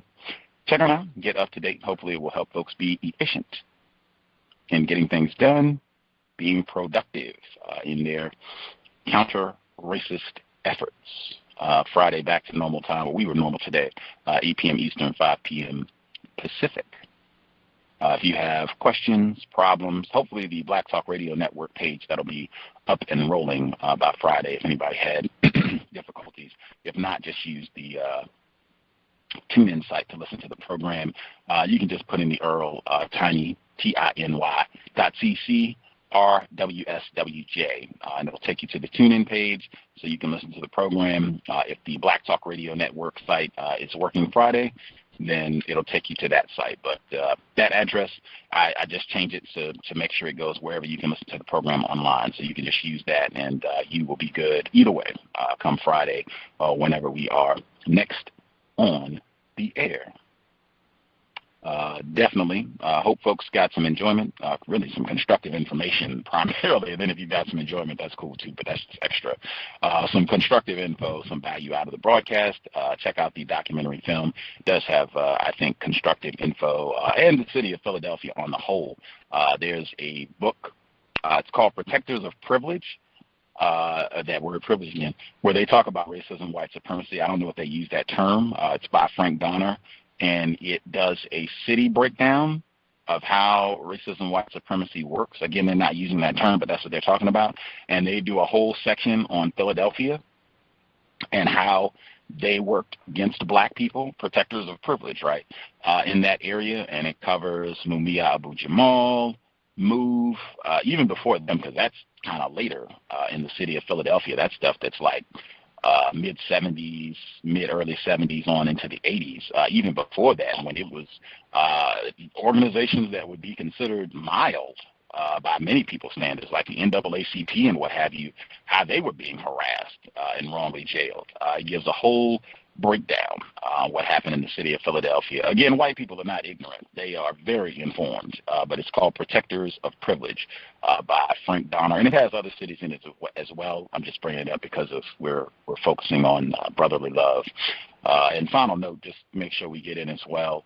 Bruce Fine had commented that white people consistently do not see black children as children. They even had a recent report where they were talking about how consistently they view black children as adults and are ready to try them as such and talk about them as being grown people and responsible for what they have done, which certainly applies in the Move case, I would think. Even remembering what Mumia Abu-Jamal said at the beginning of the broadcast about them being seen as combatants, not children. And I think there's an exchange. Wow. If you watch the documentary where Commissioner Sambor, who's a white male, he's having an exchange with one of the black females who's on the panel, and she says, well, you certainly didn't think that the children were firing weapons. And he interrupts her and he says, I did not know that the children were firing or not firing. I had no idea that they could have been firing. And she says, well, you know, they're 6. They're 5 and 6 years old. I mean, how would a 5-year-old be firing a firearm? And he says, well, to my knowledge, they weren't that young. You had only 1 or 2 that were that young. Some of them were older than that. So, you know, I had no idea that they were not firing weapons. He's very, we talk about being incoherent. He is very clear, very adamant, very loud that, you know, hey, they could have been in there firing too and whatever. And again, according to the documentary film, what he shared, there were only 4 firearms recovered from the Move house. So if there are 11 people, or I take that back, if there are a total of 13 people, that means maybe a max of 4 of them were armed. So you would have had most of these folks would have been unarmed. And I generally don't think of, you know, children being able to operate a shotgun or a firearm accurately. But, you know, you never can tell with black people. They're all hoodlums and criminals anywho. So we'll be back again on Friday, 8 p.m. Eastern, 5 p.m. Pacific. Tune in, getting things done. Thanks for tuning in. If you have any confusion, problems, chaos, feel free to drop me an email, untiljustice@gmail.com, untiljustice@gmail.com. Thanks all for tuning in. Appreciate the questions, commentary, feedback. We will see you all in about 2 days, white people permitting. Creator, we ask that you help us remain dedicated to our assignment, replacing white supremacy with justice as soon as possible. Help us remain patient with other victims of racism. Help us remain patient with ourselves. Give us the courage and the information to speak truthfully with our offspring and any other young black children that we care about, to give them life-saving information that there is a war being waged against them and all black, non-white people worldwide.